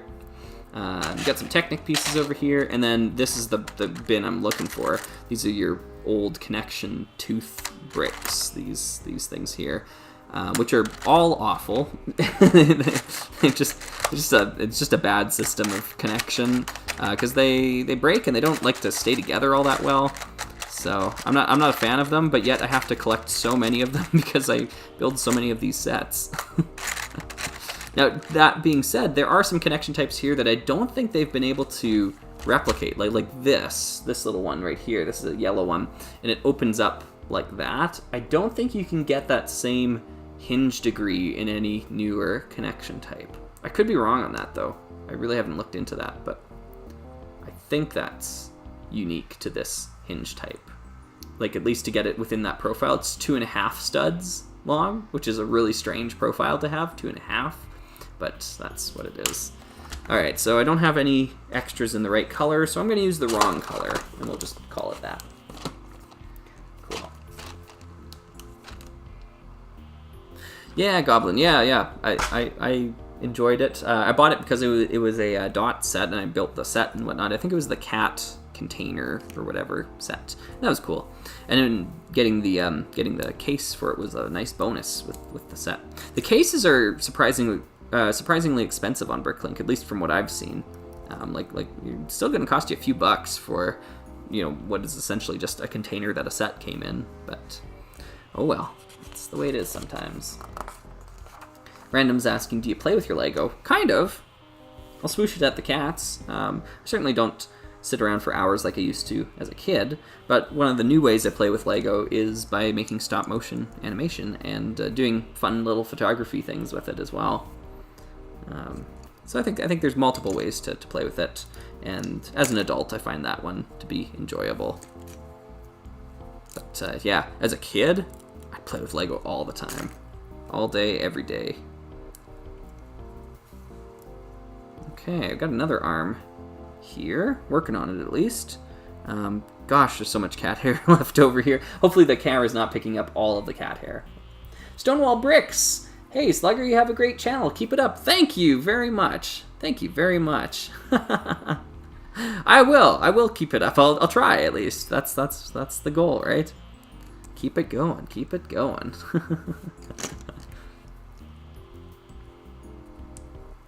That's good.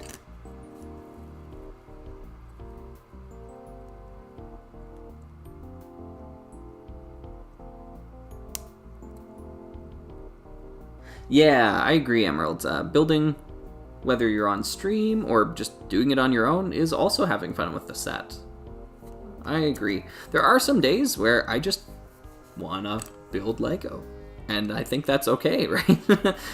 Some days it's like, well, I could be editing a new video, or I could be doing something else, I suppose, but I kind of want to just build a Lego set. And so I have a lot of unopened sets, or I have a lot of the sets like the Aquazone one I was working on earlier that are in a box, and they're in a bigger box, and they're just in storage right now. And sometimes I'll take out one of those and build it, and then maybe I'll take it apart after I'm done.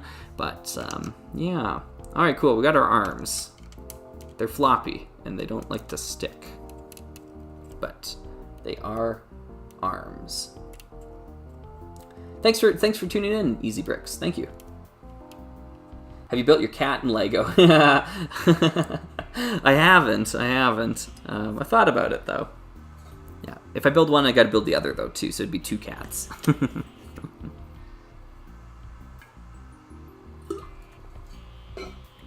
Okay, water. It's good for you. All right, let's move on to step 17 here. We're going to add some of these elements here. I'm curious. I've been the one kind of answering a lot of the questions here, but I'm curious for people in chat, people who are watching, if you've got any ideas for a new unlicensed theme that Lego could do. What are your thoughts on that? So not a Power Rangers Lego or something like that. No, not a license, but like what is a new unlicensed theme that Lego could do? Because someone asked me that earlier, and I've been kind of thinking about it as I've been building here. And I know I said something like science fiction related, just general sci-fi would be cool. But I'm wondering what everyone else is thinking. I'd be curious to hear. So what sort of unlicensed theme do you think Lego should do next? Or would be cool to see, I want to say. Don't necessarily take that question as like, as a business, that this would make business sense. No, I mean that more in terms of, like, what would you like to see about it? Yeah, Johnny Thunder or Alpha Team returning for sure would be awesome. I agree with that. 110%. Space Police 4? That would be interesting. That'd be really interesting, yeah. New construction theme. I know what you mean. Galador 2. It could happen. Galador 2. I mean, I would love that. The only thing that makes me think like Galador would be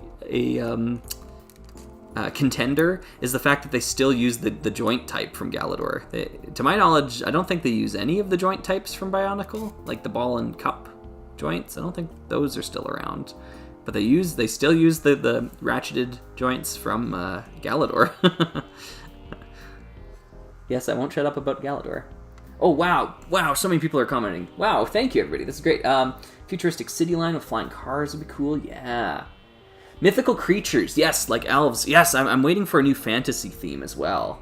Exoforce would be cool. Yeah, Redux on Galador. Yeah, absolutely. Yep. Some new Bionicle stuff. Slice of life. Coming of age with really fun, poppy main cast of characters. Yeah, taking place in a city. That'd be cool. Yeah, Time Cruisers 2, Electric Boogaloo. I agree, that'd be good. And some smaller sets that could attach to larger sets in some way. Yeah, Juniper, I agree. The interset or inter-series set connectivity, I don't know how I want to describe that. That's always something I've really loved about some themes. Sometimes you get that. Other times you don't, which is unfortunate. More Rock Raiders, Power Miners stuff. That'd be good. Mega Contracts Doom. Yeah, of course. Yeah, real world sets and places. Time travel theme. They still use the ball joint? Interesting. I didn't know that. Yeah. No, I get it, Juniper. I get what you're saying. Yeah. I really enjoy that too. To expand on what Juniper's saying here, for example, in the Rock Raiders series, the dynamite build that you get in the Chrome Crusher, and you also get the same dynamite build in the Tunnel Transport. You get 2 of them in that set. That to me is so cool. I love when themes do that, when they have like, this is how you build dynamite or something, right? Ice Planet kind of does that too with the probe rockets. I think the probe rocket that comes in the Deep Freeze Defender is a little bit different than the other ones that come in the other sets. But yeah, I love it when LEGO themes do that. Such a cool feature. Oh, they want me to put the wheels on this thing. All right, let me put the wheels on. Sorry, they, as in the instructions, are telling me to put the wheels in. Okay, so 1 and 2. Got the medium wheels in the back here. I'm going to go back to the chat. Mining stuff. Yeah, it's a nice stuff. Boba Chocho saying a Mad Max style. That'd be cool. Yeah, Mad Max style, like driving series. Yeah, it doesn't have to be Mad Max licensed, but just something in that vein, of course, would be cool. Yeah, the Moon Knights, right? Moon Knights meet science fiction. Yeah, I agree, Chuck. That'd be cool. New sea theme, yeah. Peaceful coexistence with aliens theme, like life on Mars. Wouldn't that be the day, hey? I would love to see that, Seth. Yeah. Childhood memories. Oh, that's awesome. Well, hey, Macro. Thanks for coming and tuning in here. Yeah. Good stuff. Well, we're working on it here. We got the front half done. We're gonna plug in the trailer now, but this is where we're at so far. This arm's maybe a little floppy. This one's better. This one actually hinges better. I don't know why that is. It's the same brick. Had this set been done later, they probably would have layered that like they did in Life on Mars. They used the plate version. They used plate hinge, and then they put 2 1x2s, and then another plate hinge, and that would really tighten up this joint. That would improve that joint quite a bit, I think. Anyways, let's put this off to the side, and we'll build the trailer part now. Just kind of strange to say, but yeah, this is the trailer that it pulls around with it. They should build a theme around a video game again. Interesting. I feel like they kind of did that with Hidden Side, right? Wasn't that something that they did? Like they designed the app at the same time as the sets? Yeah. And unfortunately, I think LEGO was just kind of behind the curve on that a little bit. And it makes sense because it takes years for LEGO themes to be developed. Sometimes like 3 or 4 years for a LEGO theme to see fruition. So yeah, they were probably just a little bit behind trend on that front, unfortunately. Whoops, this piece goes a little bit further forward. There we go. These bricks don't have a lot of clutch power. I can really feel like if I just shake this, it'll kind of come apart. So that tells me these bricks are a little dusty, and they might need to get washed to get that clutch power back.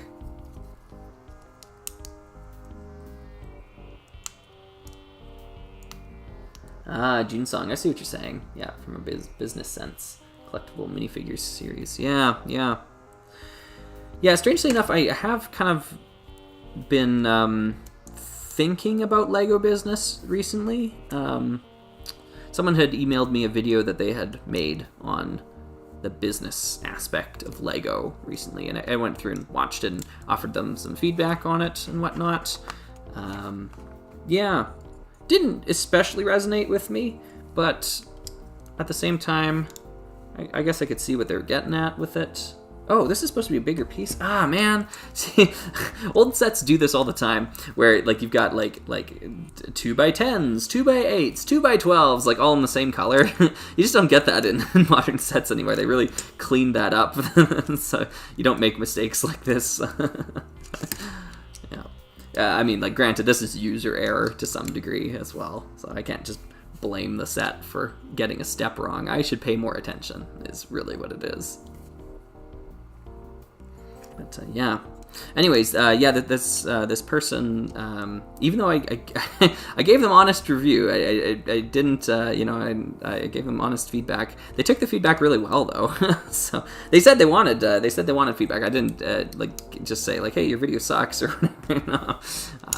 At least I hope it didn't come off that way. But yeah, it was about the business of LEGO, and just not a topic I'm super into talking about. And so like that fear of missing out video I did was really off the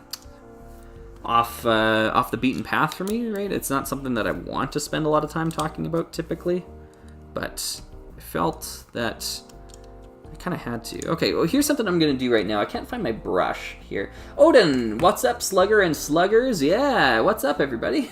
Awesome, good stuff, good stuff. Thanks for checking out the video here.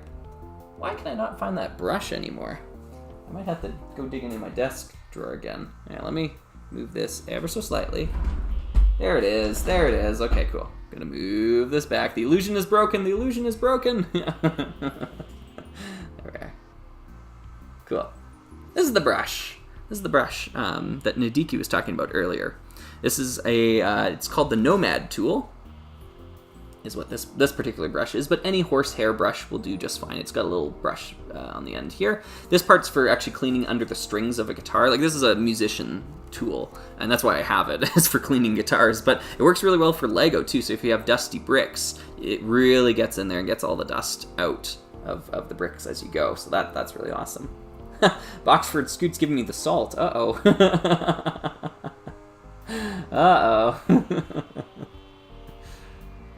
Oh yeah, technically a series made for a game after a game could be Dimensions. Yeah, that sounds about right. I missed out on that, so I really don't know anything about it.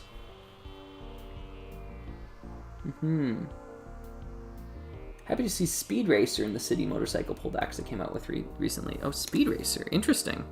Interesting. Unfamiliar with that as well. I'm going to use this tool here. I just want to clean off this brick a little bit. I want to see if I can get some of that dust. It's really... Oh, nice. It got it all. Okay, just... I was about to say, like, it's really dug in there deep, but no, this is like a magic tool. So I keep this usually on hand if I'm either taking photos of Lego or I am doing a live stream like this.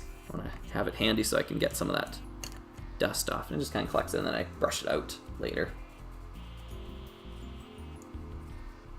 Cool. Oh, Rocket Racer? Yeah, that could be it. That could be it. That's the one I know. Yeah, I hear what you're saying, Goblin. Yeah, to my knowledge, it's a very inexpensive tool. I probably bought mine for 15 Canadian dollars. 15, yeah. And that's like 30 cents in American. Yeah. Okay, cool. So I'm going to add these slope bricks onto here. Starting to run out of pieces, and now the cat hair is becoming a lot more visible. So, pros and cons. Yeah, you could probably use a makeup brush. You're right. Yeah. Yep, that's good. That's good. Yeah, I agree, Foxtane. I use compressed air. I do have cans of that, but you're right. I'm becoming less and less of a believer because sometimes it just doesn't work. I usually try to use compressed air if I have a shot like a midway through a stop motion thing and I notice a hair has fallen onto a figure or something. I was like, okay, well, I'm not going to reach in there with a brush because I might bump something. You're always worried about bumping into things when you're making stop motion. At least I am.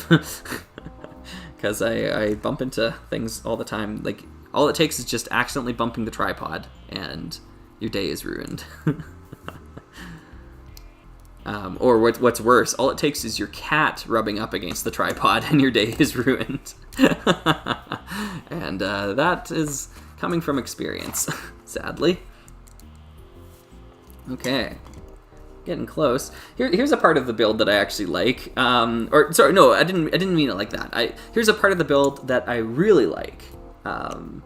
This part right here, we're using another one of those snot bricks. This one goes differently. It's got the studs on the outside here and on the top.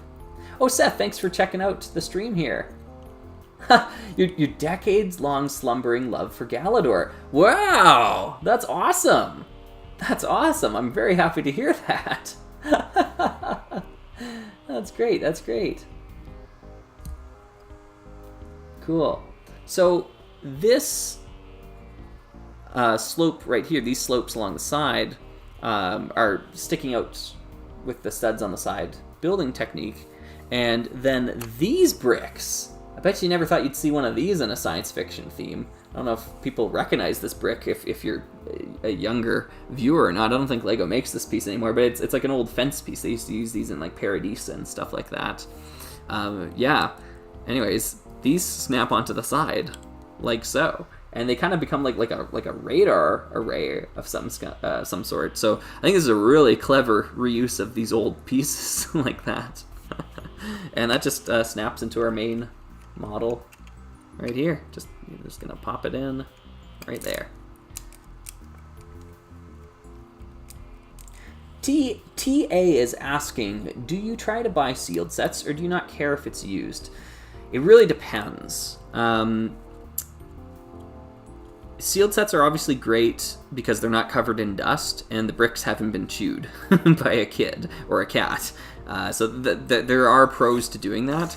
At the end of the day, though, I'm buying sets to open them, to build them. So if we're talking about, like, I don't know, classic castle or pirates or something like that, like, I obviously can't buy those ones sealed. They're too much money, and if I'm gonna break it open anyways and devalue it by doing that, yeah, I don't know. It's too much money to lose through the process of doing that. However, if I can get a series that's cheap and actually I'm gonna brush this one off, a series that's cheaper and also sealed, that's great.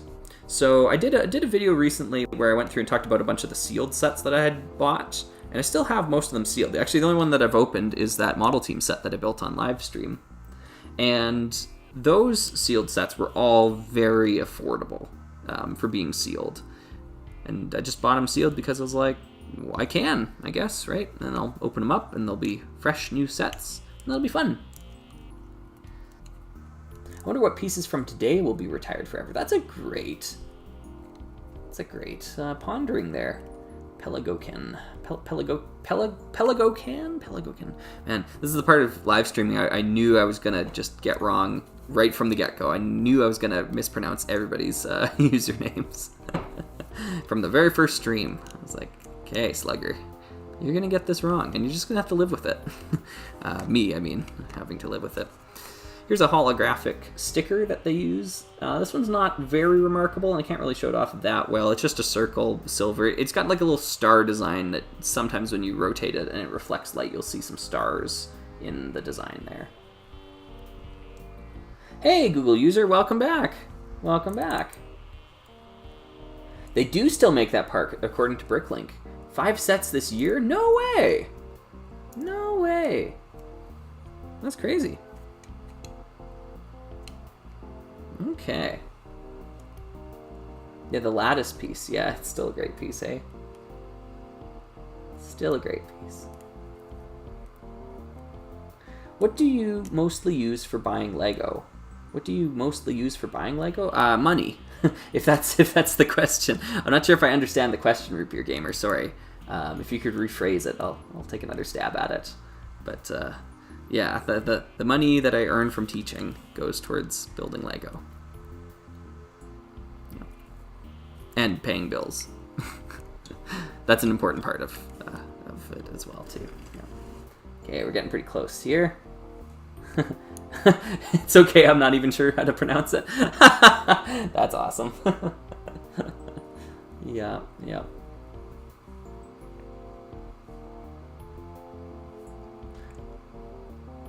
Okay, so let's do here. Oh, it was 3 sets this year. Well, that's okay, PGR. The fact that they still make it is awesome. It's such a classic Lego piece. There we go. That's a great question, Google user. Google user's asking, do you think you'll ever get one of the monorail sets? Gosh, probably not, just because they're so expensive. I've seen them in real life, at least a couple of them, and I've had the opportunity to buy them, but not for cheap. For a lot of money, so yeah, probably not, if I had to guess.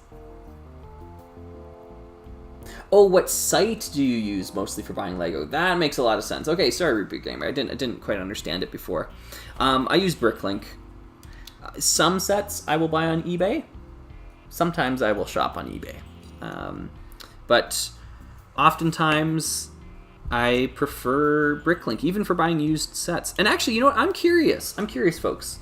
If you buy used sets, and are using either eBay or Bricklink, which one do you prefer? One of the things that was mentioned in that video that I talked about earlier that didn't quite jive with me, a subscriber of the channel sent it my way. It was a video that they were working on.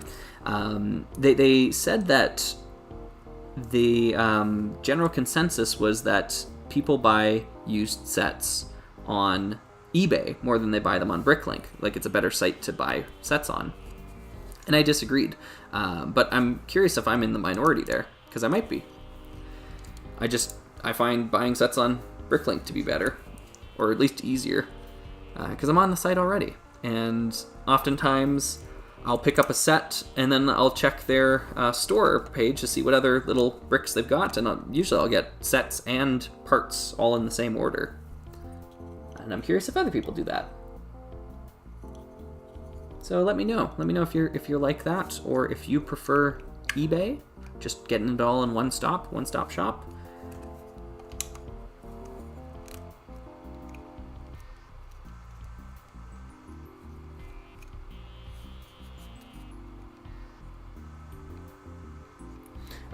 Yeah, these are good points. These are good points. Okay, so far it's seeing nice.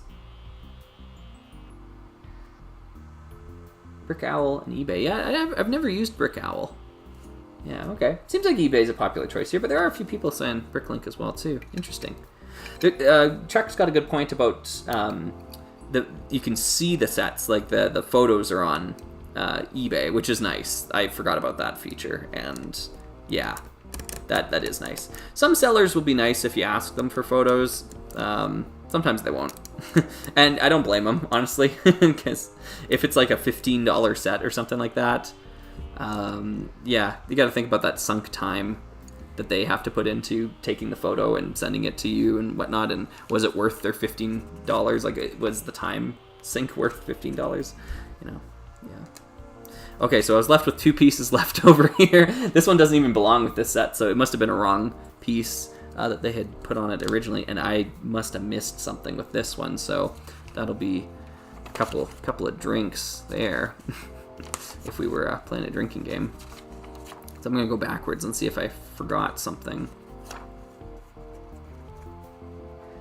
Harley and Batman, hello! Nice! I had to go shopping and slept. That's okay. I took a nap immediately after my first live stream, so yeah, I probably should have done some more sleeping earlier today. I feel a little off my game, and I've definitely made some mistakes in the build process with this. Oh, that's where I missed it. Wow, you know how many drinks that would be, everybody? Let's count how wasted Slugger would have to get. So that's. By the way, this is a drinking game that I've developed when building old sets like this. And the drinking game is you have to take a drink for any wrong piece that you've missed the instruction, but you also have to take a drink for each step it was until you noticed you missed the piece. So this is Slugger dies on on live stream today. So that's 1, 2, 3, 4, 5, 6, 7, 8, 9, 10, 11. 12, 13, 14. Yeah, okay. So, yes, Slugger's in a coma. Yeah, we missed it all the way back here on step 12 at the start. So we're just going to pop that piece in. I don't really have any excuse for why I missed it. I just wasn't paying attention. And it will make the cockpit piece fit a little bit better here, so we're going to do that as well. There we go. Didn't even need a brick separator, because these bricks have lost a lot of their clutch power. There, that's a lot better now. There we go. Whoops. Oh yeah, this part came apart. Yeah, okay, so it's an Exploriens set. You can't really put a lot of pressure on these pieces. They're gonna fall apart. It's just kind of how they built them back then, I guess. But to be fair, I need to go through and wash all these bricks to get some of the clutch power back in them. This is an extra piece. I don't need that. I forgot to put the radar dish on, but I was doing that intentionally. So I guess wasn't really forgetting, but I left it off for now. I need to put wheels on the trailer here, so I need to go ahead, and take them off of my Exploriens mock that I was showing off a little bit earlier, my Inspector Gadget car. Yeah, thanks Nadiki. Yeah, yeah. Oh, and Foxtain. Yeah, good. Yeah, that is one way to take a good long nap. Absolutely. Okay, let's see here. Yeah, so I'm yanking the wheels off of this set so that I can use them over here. And then hopefully I'll buy some replacement wheels. Oh, now it can fly or something. I don't know. Use your imagination there. I should put Rock Raider wheels on it. Actually, they would probably fit. Yeah. What the heck is this thing? I know, yeah, what are we building? We're building 6938. 6938. It's supposed to be this. It's an Exploriens set. Scorpion detector. I've gotten the name wrong probably 3 or 4 times now. I don't remember what it's called offhand, but I need it for one photo in a upcoming video. And I just had to rebuild it. Which I also, strangely enough, I had to disassemble it and take some photos of it for that video, which is why I need to reassemble it now. And somewhere in that process, I guess some bricks got mixed up or whatever. Actually, the trailer looks really good with the big wheels on it. This is probably the best part of the set, honestly, the trailer. It's got the scanner here. And this is for putting the fossils in. So you find the fossils while you're exploring, and then you put them over the scanner, and the scanner will change the color in which you see through, and so you can see different elements. So when we put the blue lens over top of it, we see like an alien egg is what it looks like, and when you put it under a red lens, it kind of looks like an alien face.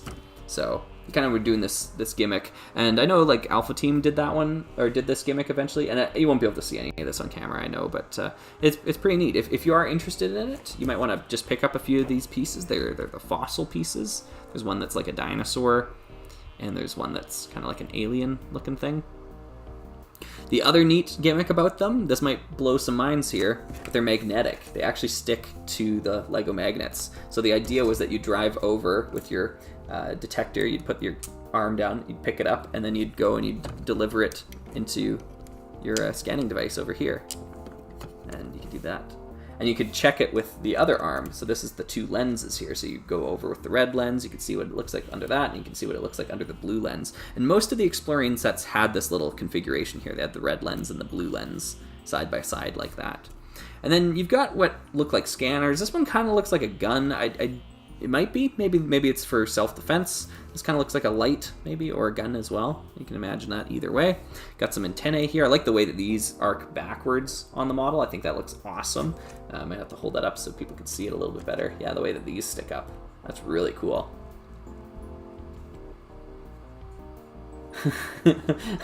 I'm an Explorian here. Oh, cool. There's a 2022 set that has that gimmick. That's cool. Yeah, Boxer Scott said, whoa! I know, yeah, right? It is pretty neat. Yeah, the stickers have a little shard of metal in them.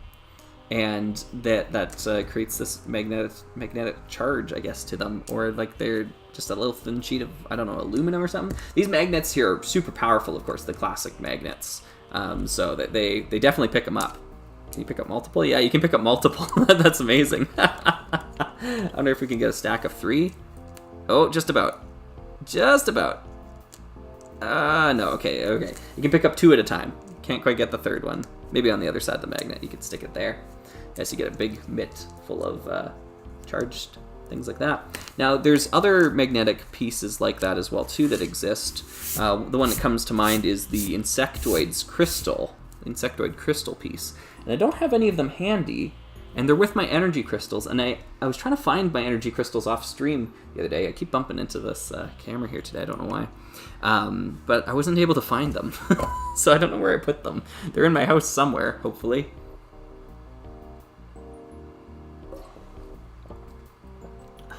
Oh, maybe it's a mining laser. That's a great idea. Yeah, it's probably a mining laser, so you can do some digging to pull out the fossils from the ground.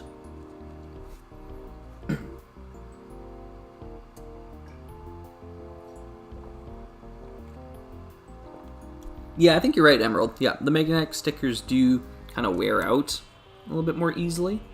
Nothing compares to the stickers that they used in the first Spider-Man wave that they did. I had a number of those sets, me and my brother did, and none of those stickers survived to this day. Like, I don't know what it was. Like, they were peeling off back in the day. Like you'd like brush your finger across the sticker, and all the flakes of color would come off with it. Like, horrible stickers. Like, we had like a taxi cab, and we had like the building from the first Sam Raimi Spider-Man movie, and it had like the World Trade Fair or whatever stickers along the side, and you just like brush your finger across, and like all the flakes of color would come off with it. Those are, I think, the worst stickers Lego's ever done. I don't know how. Yeah, does the trans red blue arm reveal some 3D color or something with the sticker? Yeah, it changes how you see it there, Chuck. Yeah. So like with this one here, if you put it under the red lens, it kind of looks like an alien face. If you put it under the blue lens, it kind of looks like an alien egg. I can't really show that on camera here, but it does work somewhat. Like, when you look at the part itself, you can see what's going on. Like, it's not an impressive magic trick, but it is kind of neat. And the magnetic arm is what picks them up and moves them around, so you can pick up the pieces, because the sticker has a little bit of a metal back to it or whatever. So yeah, picks them up, and you can carry them, and you can store them in the trailer, do some digging. Yeah, okay. So this is kind of neat. And then you can store the fossils in the back here. I really like the way that this just flips down and holds them in there. Any Lego sticker is bad. That's funny. That's funny. Yeah. Oh, interesting. Helene Batman. Yeah. I might be in the minority. I really enjoy putting stickers on Lego sets. It's part of the fun of the build process for me, but it might be because I used to do a lot of model building, like building airplanes and building tanks, that sort of thing, when I was younger. I haven't done that for years now. Or starships, doing like the Enterprise or the Excelsior or something like that. And then applying the decals, you soak them in water and you put them on. You gotta be really patient. You gotta have a really steady hand. Luckily, I have both of those things, and I'm able to make stickers work. So for me, like the City of Lanterns, there's like 3 sticker sheets, and like maybe like it feels like there's 200 stickers in the set. Like you're applying so many stickers as you go. That would be a huge deal breaker for some people, but it was a really enjoyable part of that build for me. I really enjoyed the amount of stickers in that set. So, yeah. Okay. Doodle Bricks is saying, you have so many of the most controversial opinions in the LEGO community, and I love it. Thank you. Yeah. I kind of feel that too, I guess. I'm not saying that just to be contrarian. These are my thoughts. And I encourage people to disagree with them. I'm not saying that this is the way, right? Yeah, be of your own mind. You don't have to agree to groupthink, right? We are all individuals, so we're good. Anyways, so the trailer hitches onto the back here, and you kind of get the scorpion idea here. So the idea is like okay, scorpion arms, and like the stinger is the telescope. I can see what they're going for with this, honestly. It's kind of neat. The width of the shoulders here is really off-putting aesthetically to me, but I think the concept is cool. It's definitely interesting. It's a very awkward-looking thing, but there it is. Oh, Helene Batman, no. Stickered assemblies are absolutely a no-go for me. Yeah. Yeah. Gundam? No, Foxtane. No, I don't have any interest in that, unfortunately. Yeah.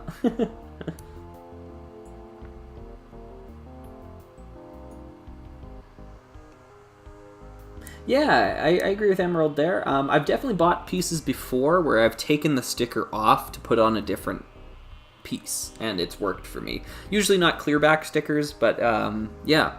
That's why there's some stop motion clips I've done where Chief is holding up like a diagram of like an energy crystal or something, and it's on a 2x2 tile, but it's white. That sticker didn't come on that piece originally. I peeled it off of a different piece and put it onto that piece, so I could use it as like kind of a diagram or like a clipboard sort of design. So I do like the versatility that they do provide. Recently I ordered another set of sticker sheets for City of Lanterns, because there's so many cool stickers in that set. I just decided I wanted to get a second set of stickers to put on other bricks. But Sluggy! Oh, and I did it in the voice before I read that. That's great. That's funny, that's funny. Yeah. Oh, decals. Sorry, Boxford Scoot. Decals. Yeah. Yeah, decal, decal. I don't know what it is. When I was younger, I used to call them decals all the time. Like putting the decals on something. It just kind of got, I don't know, it feels tedious to say it that way. Decals is just a little bit easier, but I don't know. If I'm mispronouncing it, I'm mispronouncing it. I'm not going to lose sleep over it. But, yeah. I think a lot of people get really hung up. Maybe that is just a pet peeve, certain pronunciations of words. I do like to sometimes intentionally mispronounce things or use different pronunciations that aren't regional. Controversy or controversy, that's that sort of thing, right? So I have a very the way in which I pronounce the word itself is a controversy, right? So yeah. Anyways, let's get some Exploriens here. We're gonna put them in. I think that's maybe the British pronunciation, unless I'm totally out to lunch on that. But, yeah. Whoa, Chuck says, I have 2 binders filled with Lego sticker sheets just in case. That's amazing. Good good on ya. Yeah. It's almost therapeutic readjusting used stickers on used sets. Yeah, especially if you can manage it. Yeah. Cool. All right, so TA is asking, do you have a set that you really want to own? It's a good question. The thing of it is now, by this point, I've basically bought the sets that I really wanted to own when I was younger. There's maybe a few that are out there that, like, I've come to terms with. I will never own this set. I don't know if there's a bunch that I'm like, I need that. I really want this one or something. Now it's more just kind of curiosities. Like, I completed the Rock Raiders collection, and I'm happy about that. You know what set I do really want to own? I want a Mokar. I want a Mokar. That's the Galador set. The one that didn't get released properly, and there's 2, maybe 3 of them in existence out there. I actually had a conversation with one of the owners recently, because we were talking about the Evil Nick video that I did. And no, they weren't willing to sell it to me, unfortunately. I did ask, but yeah. And I do know the price that they paid for it as well, too, because I talked to the seller that sold me Evil Nick, and they were willing to share that information. And yeah, those people, they got it for a good price. Yeah. So I'm just a little jealous of that, that's all.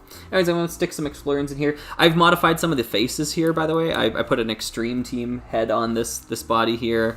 This person's got a RoboForce head on. Let me see if I can grab them over here. Yeah. I like to do this. I like to expand the palette of characters in certain themes. Like, Exploriens had, I think, 3 different face prints, maybe only 2. And so I think it just adds a lot more variety if you grab, a head from a different series and you throw it on. And it's like, yeah, it fits. It's from the same sort of era. They look good together. I actually found that Jet from Rock Raiders looks really good in the Explorien gear as well, so I had her dressed up as an Explorien for a bit. Yeah. Oh, sorry. I missed the chat here for a little while, and people are talking about my mispronunciation of things. That's funny. Lego Juniors. I'm not familiar with Lego Juniors. Galador, lol. Hey, Galador's legit. It's legit. I feel like I answered your question pretty adequately there, TA. I wasn't trying to make a joke of it. I do want the Mokar. That is the set that I want. If you want, like, system sets that I want, I mean, like, there's some, like, obvious ones, like, the original Cloud City would be great, but, like, I'm never gonna get that set because of the price. I don't know, maybe Redbeard Runner, is that the name of that pirate ship? That one was pretty cool. Skull's Eye Schooner, you know. But like the prices, it's just the price tags. So like, I guess it's a want, but it's never going to be a have. Is what it is. It's a want, but not a have. All right, there we go. Our Scorpion detector. I'm going to try to hold this one up a little bit better so more people can see it here. Get a little bit more of the dynamicism of this. Yeah, so it's got a little scanner on the front. I like that. Got the floppy arms. Telescope in the back here. So you can aim around like that. It's got a hinge. One of those really solid hinge bricks they used to do back in the day with like the red joint in the middle of them. Those are really great bricks. I like to stick those bricks on like the chrome crusher to allow the laser to aim up and down. It's a neat use for them. Yeah, the prices. It's all about the prices, eh? YouTube Spy says, have a pronunciation stream where you pronounce all the words you know. Yeah, that'd be quite the controversy in itself. Nerdian has the Skull's Eye Schooner. Well, good for you. What? And Nadiki's got the Redbeard Runner. Well, good. That's awesome. I'm glad some fans of the channel here have some of these great sets. That's good.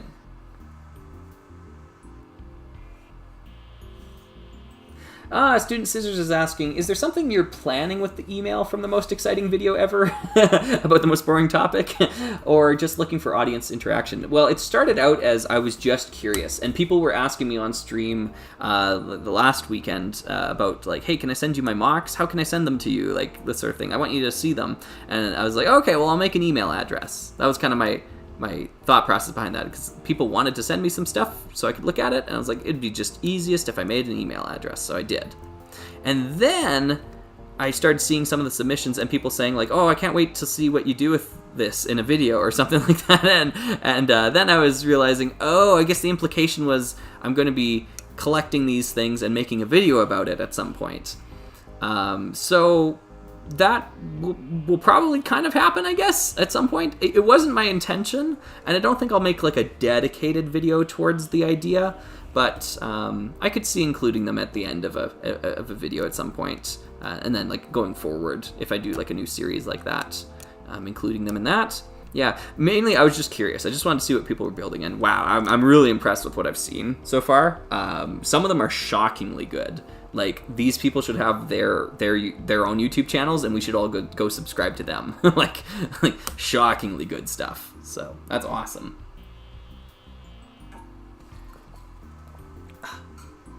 Okay. Oh yeah, and Emerald does have the Black Seas Barracuda. I remember. Yeah. Pirates of Skull Cove. Yeah, that'd be cool. Yeah. That would be really cool. Yeah.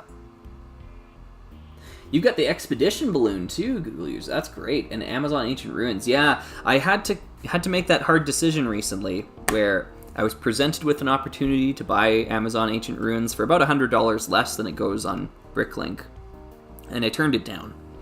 And that decision point was, okay, I'm not going to collect this theme, basically, because I was like, well, if I don't buy it now, I'm never going to buy it. And I decided to never buy it, unfortunately, but that's where I'm at. It's just it's a big set. I don't really have room for it. I think it's cool. But the other thing, too, is that Trick Bricks has already covered that stuff, so I don't need to talk about it. I don't need to talk about Wave 1 or 2 of Adventurers, because Trick Bricks did that. And this channel is just the spiritual successor to Trick Bricks, after all. So if Trick Bricks has already covered it, I don't feel like I need to cover it again. Weirdly enough, actually, Trick Bricks has done one Explorian video as well, too. I think it was one of his first videos on the channel. It was the Nebula Station, I think is what it's called. Man, I'm really bad with the Explorian names. Hopefully you're starting to see the cracks in the armor here. Slugger is not an expert on Lego. Slugger knows like Rock Raider stuff pretty well. Slugger knows Time Cruises pretty well, but when it comes to things like these themes, Explorians and Aquazone, Aqua Raiders, Aquanauts, like any of the underwater stuff, I have no clue. So a lot of you out there are much more knowledgeable on this stuff than I am. I don't know the names of most of the Explorian sets, and I know the names of none of the Aquazone things. So, yeah. Oh wow! Okay, cool. I looked away from the chat, and I need to come back to it because people are talking to me again. Nice. Thanks for all the questions here, everybody, and thanks for using the @RR Slugger thing. That's definitely the best way to get my attention in the chat here. What is your opinion on character/head reuse? Yeah, they used to do that all the time, PJR. Now they still do it. They do it in like the city theme, and I think it's good. I think it's awesome. It's good to make heads that have multiple options for that sort of reuse. So like if I take a head like the character I've got in front of me here, let me see if I can pull him out. Oh, left his pants behind. This visor here, it's very sci-fi looking. It's gonna have to basically be a sci-fi theme. Maybe you could get away with saying this is like a racer, like a Lego racer of some kind. To my knowledge, I don't know if they actually did reuse this head print or not. I know it's in RoboForce. It might be from Futuron or Unitron or something like that, and that might be about it. I don't. That's another blind spot for me. I don't know, but yeah, I'm very much for it. I want them to reuse Lego bricks whenever possible, really, right? So. Make the videos Patreon exclusive. No. Oh, that's funny. That's funny. Yeah, absolutely not under any circumstance. Oh, man. People have told me to make a Patreon before. This is still just a hobby for me. I'm relying on my income as a teacher to cover everything for me. That being said, I don't know what the future holds. Maybe there'll come a day where I can't rely on my job for income anymore, and I need to rely on my YouTube career. I have trouble even saying that. I have to rely on my YouTube career for income. If that ever happens and I do have to make a Patreon, I really vow to make the Patreon as basic and bland as possible. Basically just upfront telling people the Patreon rewards are nothing. I appreciate the support though, right? Like something like that where it's like you can choose to do it, but I don't want to get people into this idea of fear of missing out where like there's exclusive content locked behind a Patreon paywall or something. I don't want to do that. So yeah. Anyways, I'm going to try to answer more of these questions as I go here. Let's see here. Wow. So many. Has anyone heard from Trick Bricks? No, unfortunately. It's been a couple years now. Fingers crossed, though. What do you think about the soldiers in Lego Indiana Jones sets? I don't really have any opinions on that. They've got flesh tones, so I didn't buy them. That's that. Reimaginings of Rock Raiders in the color schemes, the original colors between. Yeah. Oh, cool. Yeah. Send that my way, Nerdian. Yep. Ooh, good. This is a good question from Goblin. I know I'm back a few messages here. What's your least favorite Lego theme so far? It's really tough because the guiding principle behind my whole philosophy about talking about Lego on the internet is that you need to have the set or have built the set or have played with the set at some point in order to have any like valuable criticism, right?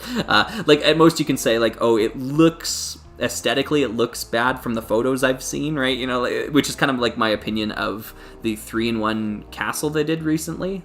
I think it looks pretty ugly and I don't like the colors they chose for it, so I didn't buy it. So that's the extent of my criticism. I can't weigh in and say it's a bad set because I've never built it, right? I've never owned it. So my least favorite theme has to be a theme that I've bought a lot of sets from. That's kind of the catch there, right? Because I can't say the theme is bad unless I have a number of the sets. And so that's really tough. It's really tough to say why would I keep buying sets if I didn't like them. Yeah, I don't know. I do think the Exploriens sets are by and large pretty lacking. There are some cool components here. I don't want to say this is a bad set. It is pretty neat. Like, this is pretty neat. But I think there's things that like could have been done better maybe 5 years later. Yeah, if that makes sense, right? Yeah. Oh, thank you, Hylian Batman. He's saying that's the way to do Patreon. I hate people locking so much behind paywalls. Yeah.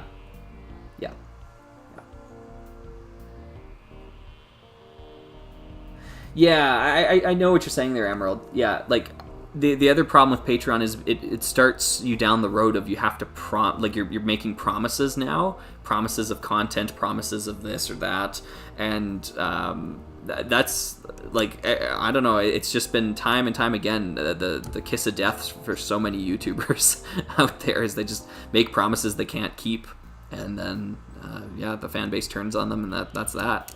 Yeah, so don't make promises on the internet like that. I think that's a good life lesson to learn. Luckily, there's been so many YouTubers that have come and gone before I ever started this, and I've been watching the site since it became a site, right? I definitely remember the internet before YouTube, before it was a website, right? So a lot of those OG content creators made a lot of mistakes that I don't have to repeat because I can learn from them, which is nice. I'm thankful for the pioneers of the website. Okay. Yeah, I see what you're saying there, PGI. You can do that as well too. Yeah. All right. Well, this is the Exploriens set here. Thank you for all the great comments and questions as we go through. I missed a ton here, and so we can go. We can go on to the next one, which is going to be probably the worst of the sets, at least in terms of, well, no, I mean the first one I did so badly on, but this is a cool set. This is a cool one. I think my opinion has raised slightly of it. It is pretty neat. It's weird and janky, and these arms are really bizarre, and they don't really do they fold up well? Is this a feature? Is this a feature? I don't think this is a feature. I think I'm making this up. Yeah. If maybe if they could fold in and like this was actually something that it was designed to do. It's obviously not because of the dishes here and whatnot. That might make it a little bit better because you could fold them in and then have a more sleek kind of like a transport mode for it. But as it is, they're kind of all over the place and they're going to flop around. Emerald saying you have a decent amount of Star Wars. Can that count as your least favorite? The truth is, I actually really like all the Lego Star Wars sets I have. Like, they're all really good sets. So, and I had a whole bunch growing up. They're just disassembled now. Like Jabba's Palace, the original Jabba's Palace, and all the little sets that came with it. Had an A-Wing, I think. I didn't have many of the spaceships. I had an A-Wing and a TIE Interceptor at some point, too. They're all great. Like, they're really great sets. Yeah, I don't know. Yeah, I don't think I would call it my least favorite, to be honest. Anyways, let's go ahead. We're going to move on from this set. We're going to go back into the deep blue sea. And we're going to go back to Aquazone, or Aquanauts. I'm getting that mixed up. I think Aquazone is the overall thing, like space, and then like Aquanauts is the sub-theme. I could be wrong about that. This is the one I have the least on. So we actually started with the model that I had the box and the instructions for. Then we went to a set that I only have the instructions for. And now we're going to a set that I have the parts for, hopefully. Fingers crossed. I haven't opened this bag since I bought it, so this could go really badly if the seller was lying about how incomplete it was. Hopefully I have replaced the missing pieces, if I did my job yesterday well. But I also might have missed some. Let's see. Meguru? I'm going to try to pronounce that, sorry. Where do you buy the majority of your sets from? Usually I buy them from my local used Lego store. It's a mom and pop shop that they sell their sets there. They buy them used and then they resell them. And I like to patron it because I like having a store like that in my local area. Yeah. Other than that, I buy them on Bricklink. I buy a lot of stuff on Bricklink. Pretty frequent flyer when it comes to Bricklink. And usually it comes in waves. Like I'll place like 10 orders at a time. And then, oh, darn, as I'm saying this, I think I already forgot. I need to pay someone. Because usually what ends up happening is I forget like who I have sent money to and who I haven't on Bricklink. So I think there's a seller that's waiting for me to pay them. I need to do that. Someone remind me after the stream here. Go on. I'll just log on right now. Everyone just hang tough. No. Yeah. Oh, the Y-Wing is one of my favorites too. Yeah. Hyleen Batman saying, what's one area you think LEGO has been really missing their potential? LEGO has been dropping the ball on nostalgia, and I kind of applaud them for doing that, but they are missing out on a frickin' gold mine. Like, all they need to do is just go back and like do I really thought they were going to do this, like do a 90th anniversary series, like just make that the series, and then each set is like a new set for all these old Lego themes. You know how much money that'd rake in? Like, there's so many AFOLs that would go nuts for that. Yeah, so I applaud them for not just, like, you know, remaking The Lion King, you know, and just, like, you know, just relying on nostalgia entirely. They are trying to kind of, you know, step forward as a company, which is good. But yeah, they're definitely dropping the ball there. There's money to be made in nostalgia, and I think they're missing out on that big time. Big time.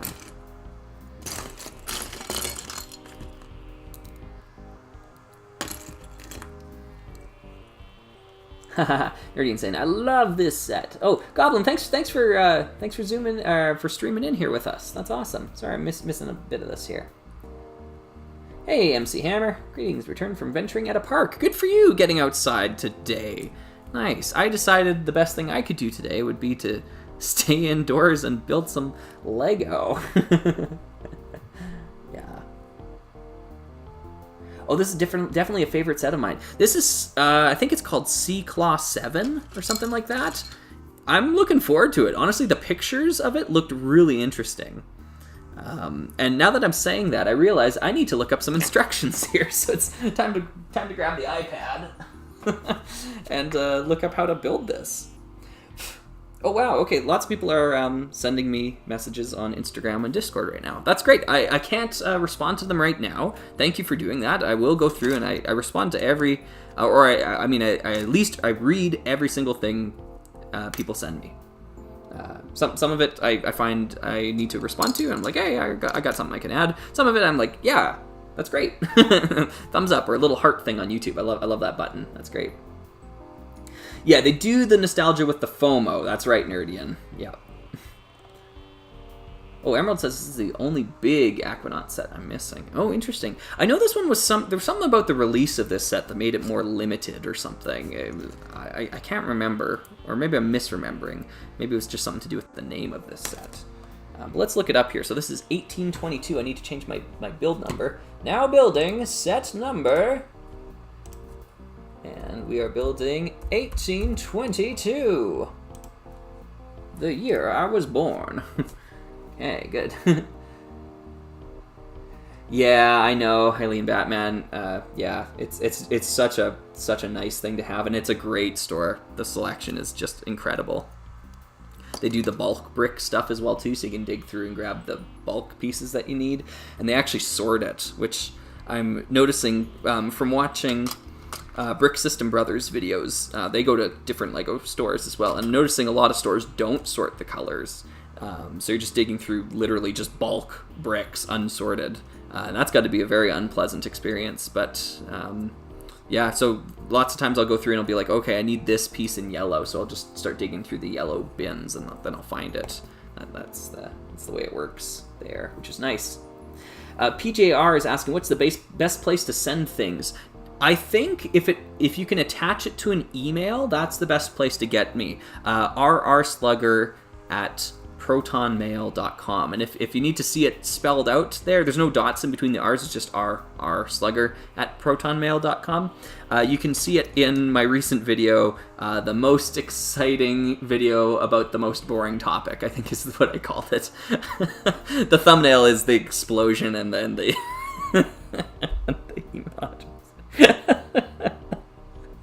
I couldn't stop laughing at that thumbnail when I built it. I probably sat there for 20 minutes after I made the picture just laughing at it. I don't know why I thought it was so funny. Just the explosion in the background and the email address and Slugger. Yeah. Hopefully some other people got a chuckle out of that, but I thought it was hilarious.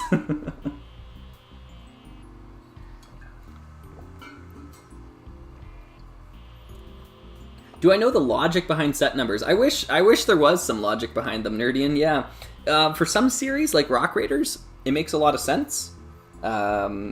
where they're sequential, like 4910, 4920, 4930, 4950, 4940, I meant, yeah, and 4960 is missing, but, you know, might have existed at some point. And then, for time cruises, it's very much the same way, too. I think it's 6491, 6492, 6493, something like that.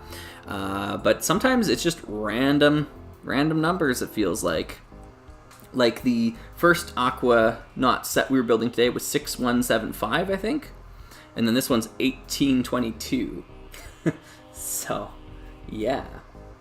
Oh, but the box is super cool. Emerald, you gotta send me a picture of it if you find it there. I would love to see that.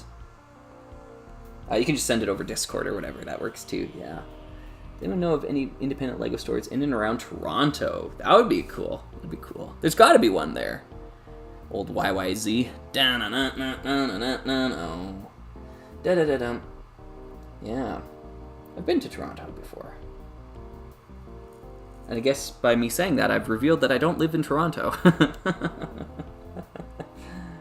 Alright, well, let's turn up the power and the brightness here. I don't know if people see that. Yeah, I guess you can kind of see that. Anyways, we're going off of the instructions on lego.brickinstructions.com, and that is what I'm going to be using to build this set, because I do not own the instruction book for this one. I'm going to keep it off to the side here. I probably won't put it on the screen. You can pick up a little bit of it there, but that's okay. First off, looks like we're building a little submersible that goes along the side of this set here. And I'm already remembering the piece that I forgot to put in here. Darn it, darn it, darn it. There is one missing piece here. Okay, cool. Emerald sent that to me. I'm just going to take a quick peek at that. At the box. Whoa! The box is amazing! Holy Toledo! That box is incredible! Oh, I wish I bought it with the box. I mean, I imagine the box is really tough to find. Here, I'll hold this up. Hopefully people can kind of see that. Look at that! Lego system, and like it's cellophane all throughout here, and you got all the pieces like in it, sticking out. And I wonder, yeah. That's cool. What a cool set. Yeah. Wicked. Wicked. Okay, cool. What is the Discord, and can you put a link? Oh, Boxford Scoot, it's not my own Discord, it's the Matic Miners Discord. That's where I hang out. I don't have a Discord that I run. Apparently that's something that YouTube channels do. I was unaware of that. But I don't really have any interest of running a Discord server. If I can mooch off of Baraclava's server a little bit, I might just do that. So yeah. Oh, people are following me on Instagram from this too. Okay, cool. Hey, thanks everybody. I'm not as active on Instagram, but sometimes I get more active on Instagram, and then I have a few days where I'm like, oh, I should be posting on Instagram a little bit more too. Okay, so I'm missing one piece here already. I'm going to see if I can dig through yellow to find it. Although yellow is probably far away from my current location.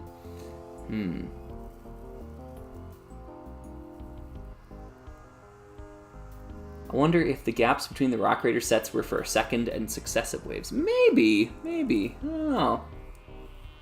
One Canadian city down, only about 3,000 more to go. Yeah, that's right. Yeah, I know a nice bar in Calgary. You ever been there? That's great. Oh, remind everyone of the email address again. Yeah, that's a good idea. I'll put it here in the chat.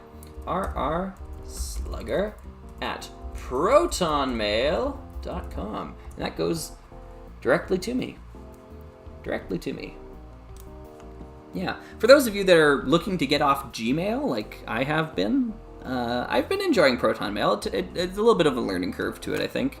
It's maybe not as great of a phone app, I have to admit. It's much easier to use Gmail on my phone, but I don't know. I'm trying to wean off the Google as much as I can. I say as we talk over their service here. Anyways, I need to grab this brick, so I'm just going to do a little bit of maneuvering here. That's it. Hey, good stuff. We found the bin.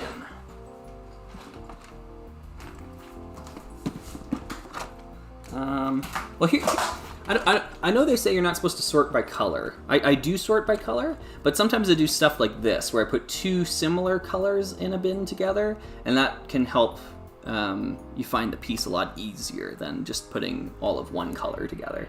So I sort yellow and orange together. I've just put them in the same bin. So the piece I'm looking for is right there. Oh, it's not right there, darn. It's close, it's close. I apologize for the digging sounds as Slugger frantically tries to find the brick in as little digs as possible. But we're gonna see if he can do it. He's gonna use that. Hey, there we go. Nice.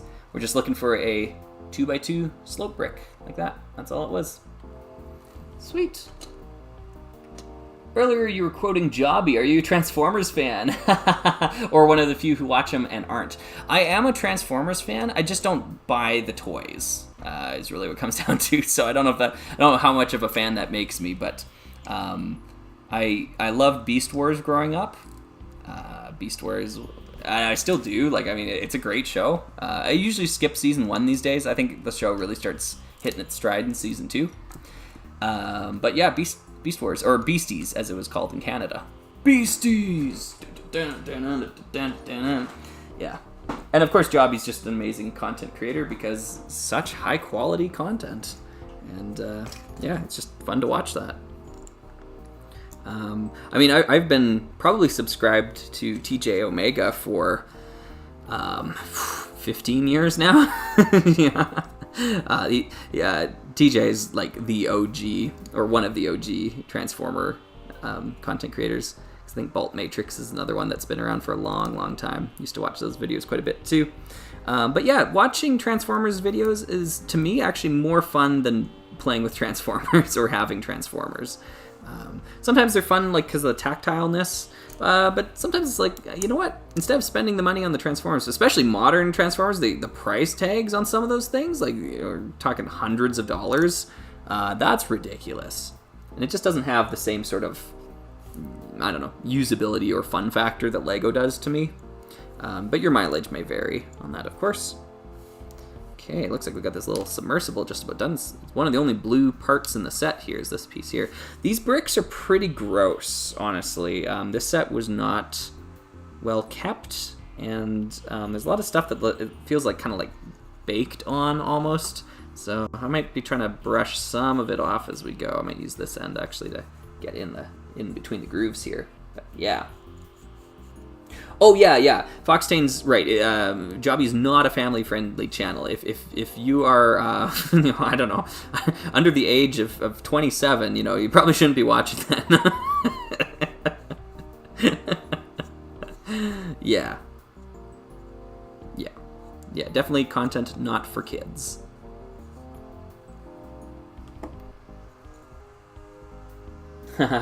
Yeah, Nitron, I don't really have any interest in the Optimus Prime set. It's one of the sets that I think actually just looks bad. I know people are going nuts for it, and everyone's clamoring out to get it.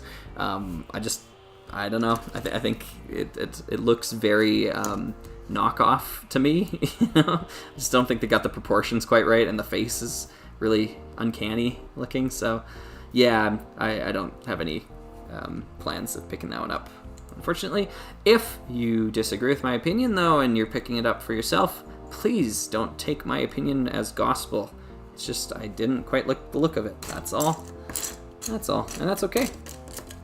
I don't like the look of a lot of Lego sets. So it's all good. Cool, we got our first little submersible here. A little submarine kind of build thingy. Yeah. Mock Send. Nice, thank you. I will check that out after I'm done streaming here. I might have another nap as well, too. Cool, alright, moving on. Let's get this brick going here. I don't know what I did with my camera this time, but I keep bumping my head into it. Hopefully it's not shaking the screen too much, but maybe I'm sitting differently. Adjust in my chair here, yeah. Oh well. Sorry, sorry, Student Scissors, yeah. And, like, I know I've been bad-mouthing the Creator Castle, like that 3-in-1 they did recently as well, too, and I know there's tons of people that just went nuts for that set, and I was just not one of them. Sorry. But it's okay to like something that I don't like. I'm just a person on the internet. Yeah.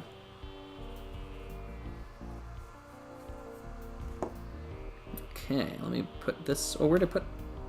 I had, oh, there it is. Had something in my hand. Ooh, someone's hair. Nice. I think it was Foxtane was talking about other people's hair. This is someone else's hair. I've never opened this bag before, so we got someone else's hair here. Let's make a clone.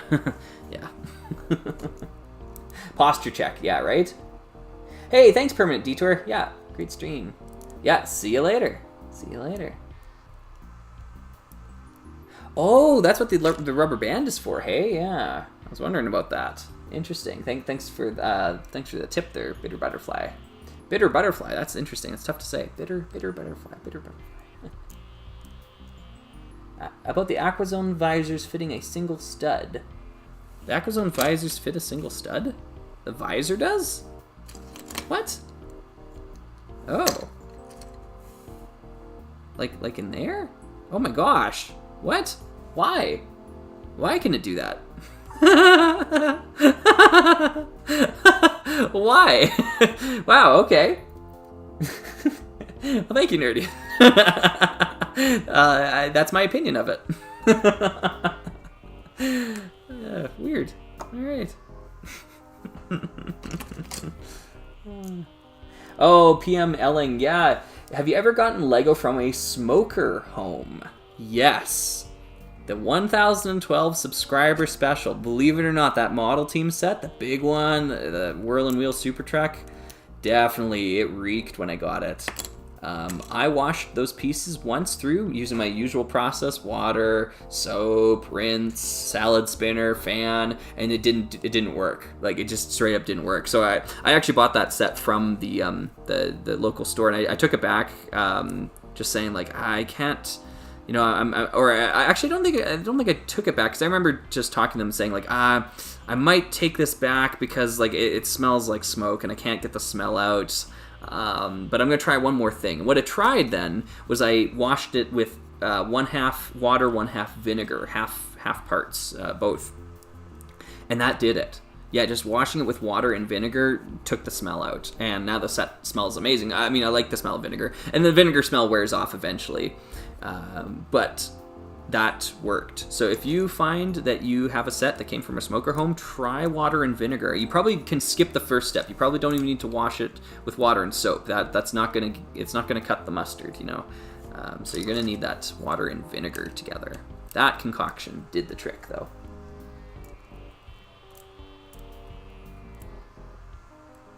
Nice. Stitches says, just came across your Galador video and it got me to dig mine out of the attic. That's awesome, Stitches. I'm curious which characters you might have. Probably a Nick Bluetooth in there somewhere, right? Yeah. That's great. That's great. I'm glad you enjoyed the video. What's your least favorite Rock Raider set, Root Beer Gamer asks.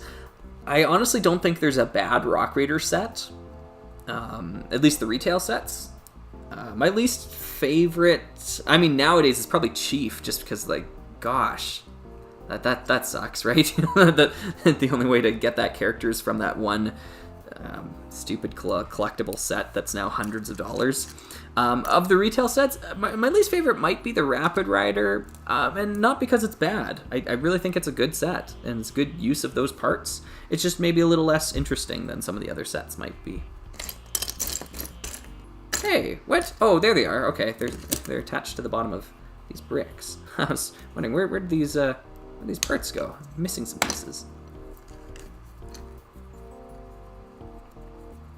Okay, at first I used the visor technique to create a cyberpunk teenage dystopian army. That's cool. That's cool, Nerdian. Yeah. Oh, I see what you're saying, Hylian Batman. Yeah, vinegar and water. Try it. What about water and mustard? Will that cut the vinegar? Maybe. I gotta try that.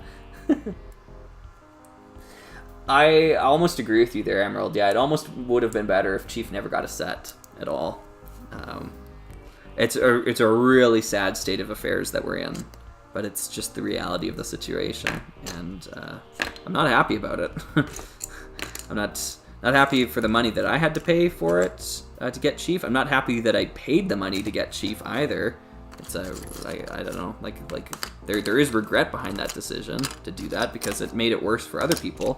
Anytime that someone buys a set on Bricklink, you are essentially driving the price up for others because then it keeps that price saved as a the price history. So yeah, no, it's not good. It's not good. In the end, I decided, like, I made the decision to buy Chief because of the series, because of the YouTube series.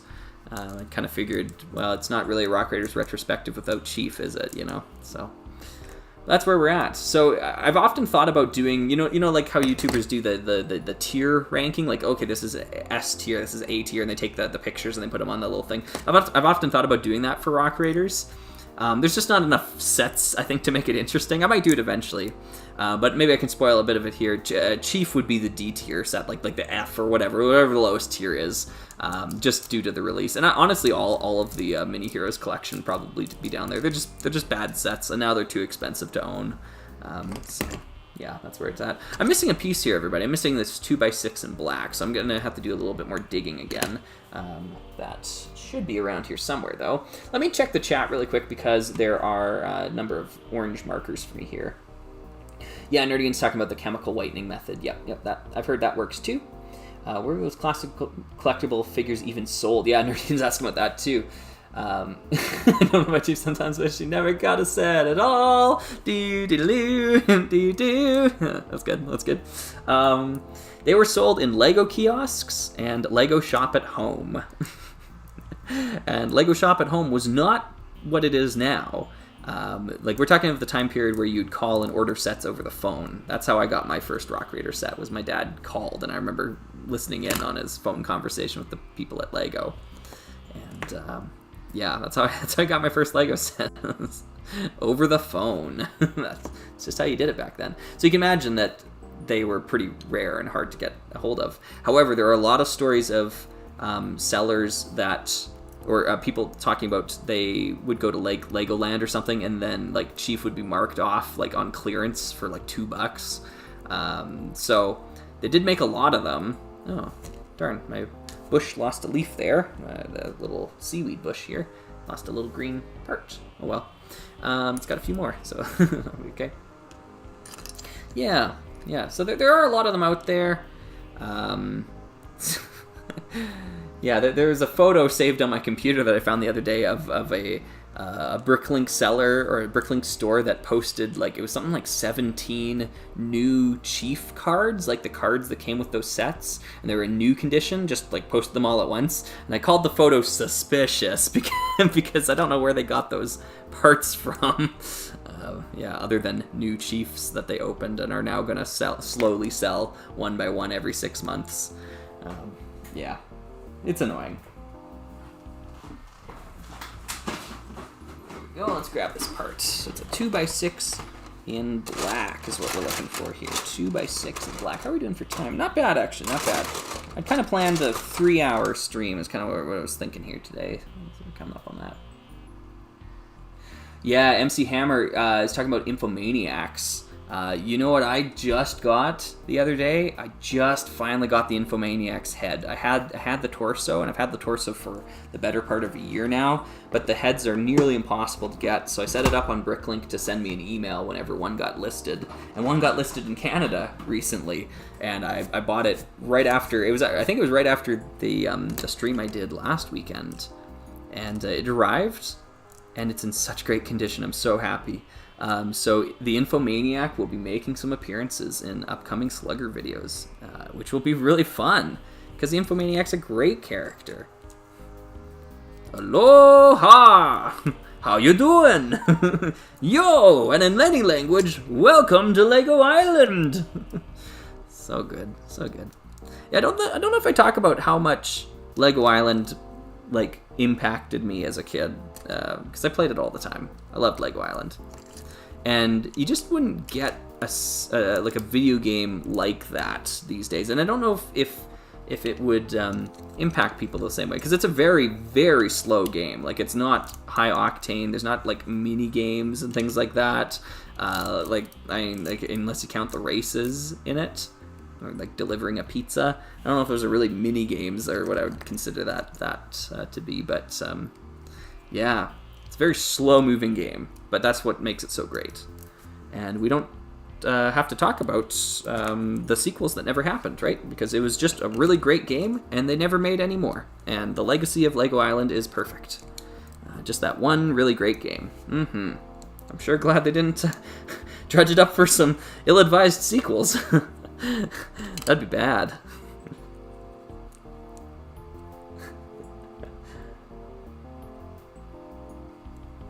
Yeah. Someone hoarding all the chiefs? Yeah, that's the way it is, Nerdian. Yep. Always has been. Yep. Yeah, just a 3-hour stream. Yeah, just a 3-hour tour. You know. Yeah. Yeah, Nerdian, I wish Bricklink saved the prices much further back than it actually does. That would be such valuable information. I don't know, like, I hope Lego saves it on their end, or Bricklink, whoever, I mean the same thing, but I hope they save it on their end at least, because that is, like, such valuable information to have. I hope it isn't just, like, purged, and that's that. Like nobody can say how much Chief was 6 years ago. Like, hopefully Bricklink could say that if they wanted to share that information. Might be in their best interest not to, but I get it. Okay, I'm building something here. Lego Island is the Minecraft for millennials. You are 100% right there, Emerald. Yeah, it really is. Yeah, slow moving like Minecraft. Yeah, very slow. Yeah, probably wouldn't appeal very much to a lot of the youth of this generation, but it was good for its time.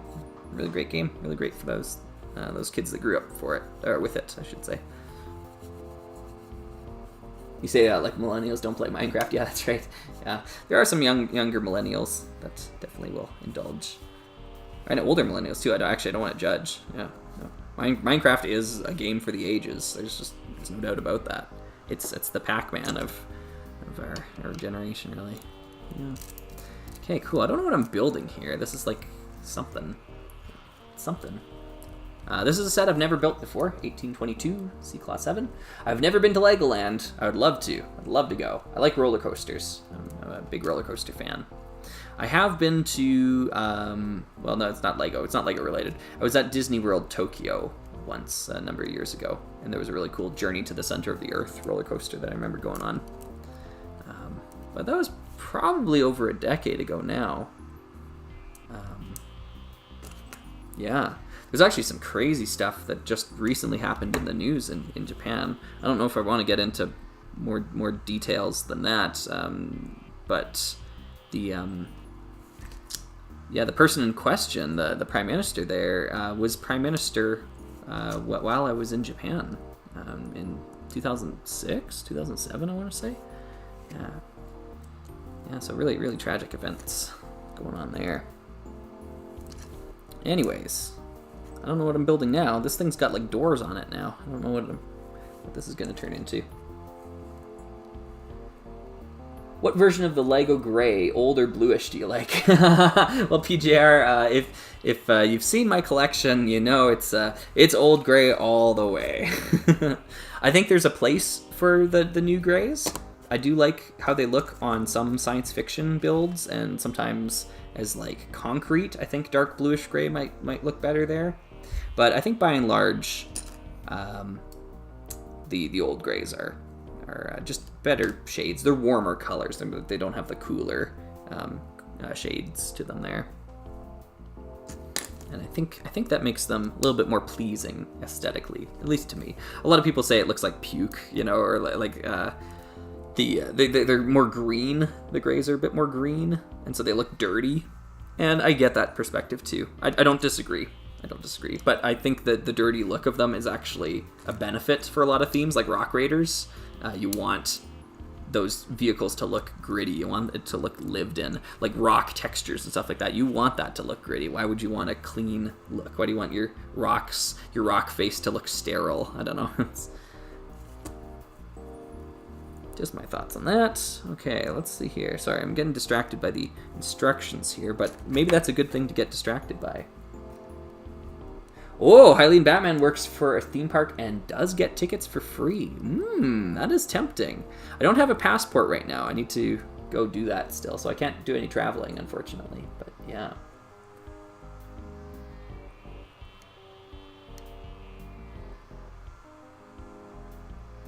Yeah. Okay, okay. Yeah, I agree, Galva. I think they both have a place in the LEGO palette. There's some modern sets that I think would have looked better with old gray, and the example I always bring up whenever I talk about this is the crocodile locomotive. It's got dark bluish gray on it, but it would have looked so much better with just old dark gray, I think. That would have worked with the reddish brown really well to give it a more rusted look, more weathered look. Right now it looks too clean to my eye, and I don't think that's the look that they were necessarily going for with it, or I don't even think that look is necessarily true to life. Like, if you think these locomotives being out in the elements, like, trains are filthy most of the time, just because they have to endure such long journeys. So I think it would make sense for that one to be in dark gray rather than dark bluish gray. Okay. Okay. This is really strange. This build is really strange. So I've got some doors here. Hopefully I'm doing a better job of holding this out into the open where people can see it this time. I really tried to take some feedback on the last stream. I was doing a lot of building like over here last stream, or like over here. I was just kind of holding. I'm really trying to just like, okay, it's in the center. Even if my eyes aren't looking at what's in my hands right now, they're looking over at the instructions. That's okay. At least you folks can see it with your eyes. That's kind of important. Hey, Batman! Batman 1138, I just watched your canon video. One of the headcanon tidbits I had in my head was that the PC and PlayStation games took place at the same time. Yeah, I kind of agree with that. I think that's a good one. Yeah. Where the senior officers were off on their own adventures and Chief commanded the cadets and grunts to do massive mining operations elsewhere on the planet. That's cool. I really like that. I think that's an awesome one. That's great. That's great. Slugger getting his passport so he can come and snip my hair. Your Rock Raiders HQ will make a fine addition to my collection. Yeah, I can't let anybody else have a Rock Raiders HQ. No, sir. I'm going to go out and buy 600 Explorian minifigures so nobody else can buy any. Man. Okay, I'm throwing shade at real people here now, so I should probably shut up. Yeah.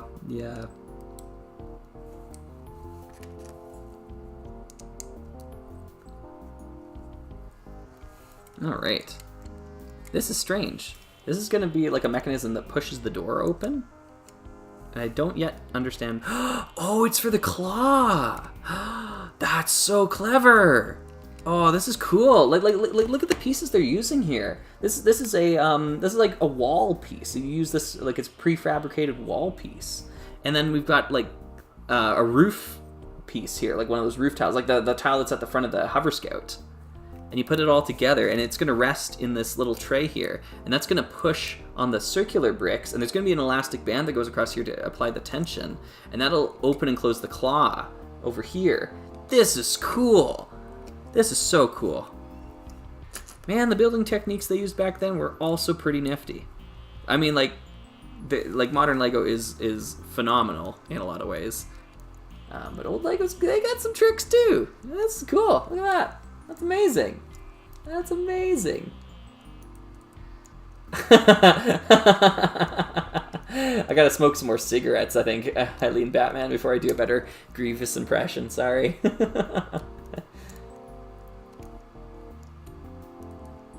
Oh, Foxtane saying, as the official trains nerd, it's perfect in every way, so shh. Yeah. Is that why you have 3 in your closet right now? Talking about the crocodile locomotive there. That's good. Sorry, I'm passing judgment again there. I'll stop. Okay, great way I found of making things look old and used with Legos for pics is fine dirt sprinkled over it. Oh my goodness. Well, PJR, yeah, if you're willing to do that, those photos probably turn out amazing. Yeah, putting a little bit of dirt on the Lego. Yep. Okay, cool. Hard to find any old base plate in good condition, to be honest. I don't know if I've had that same problem, Nadiki. I've got quite a big collection of raised base plates right now, all like stuff that's going to be like, oh, this will be a project eventually. But I haven't made good on many of those promises yet. I'll grab a couple of the Aquazone plates I have here in a little bit once I'm done the C-Class 7, and we can check those ones out. 'Cause they're pretty cool. They're pretty cool. But yeah, you are right in that oftentimes they are like missing a stud or something, and then it's almost like I don't want to buy this because it's cracked or it's missing a stud, or sometimes they're really filthy too. Like you gotta wash base plates.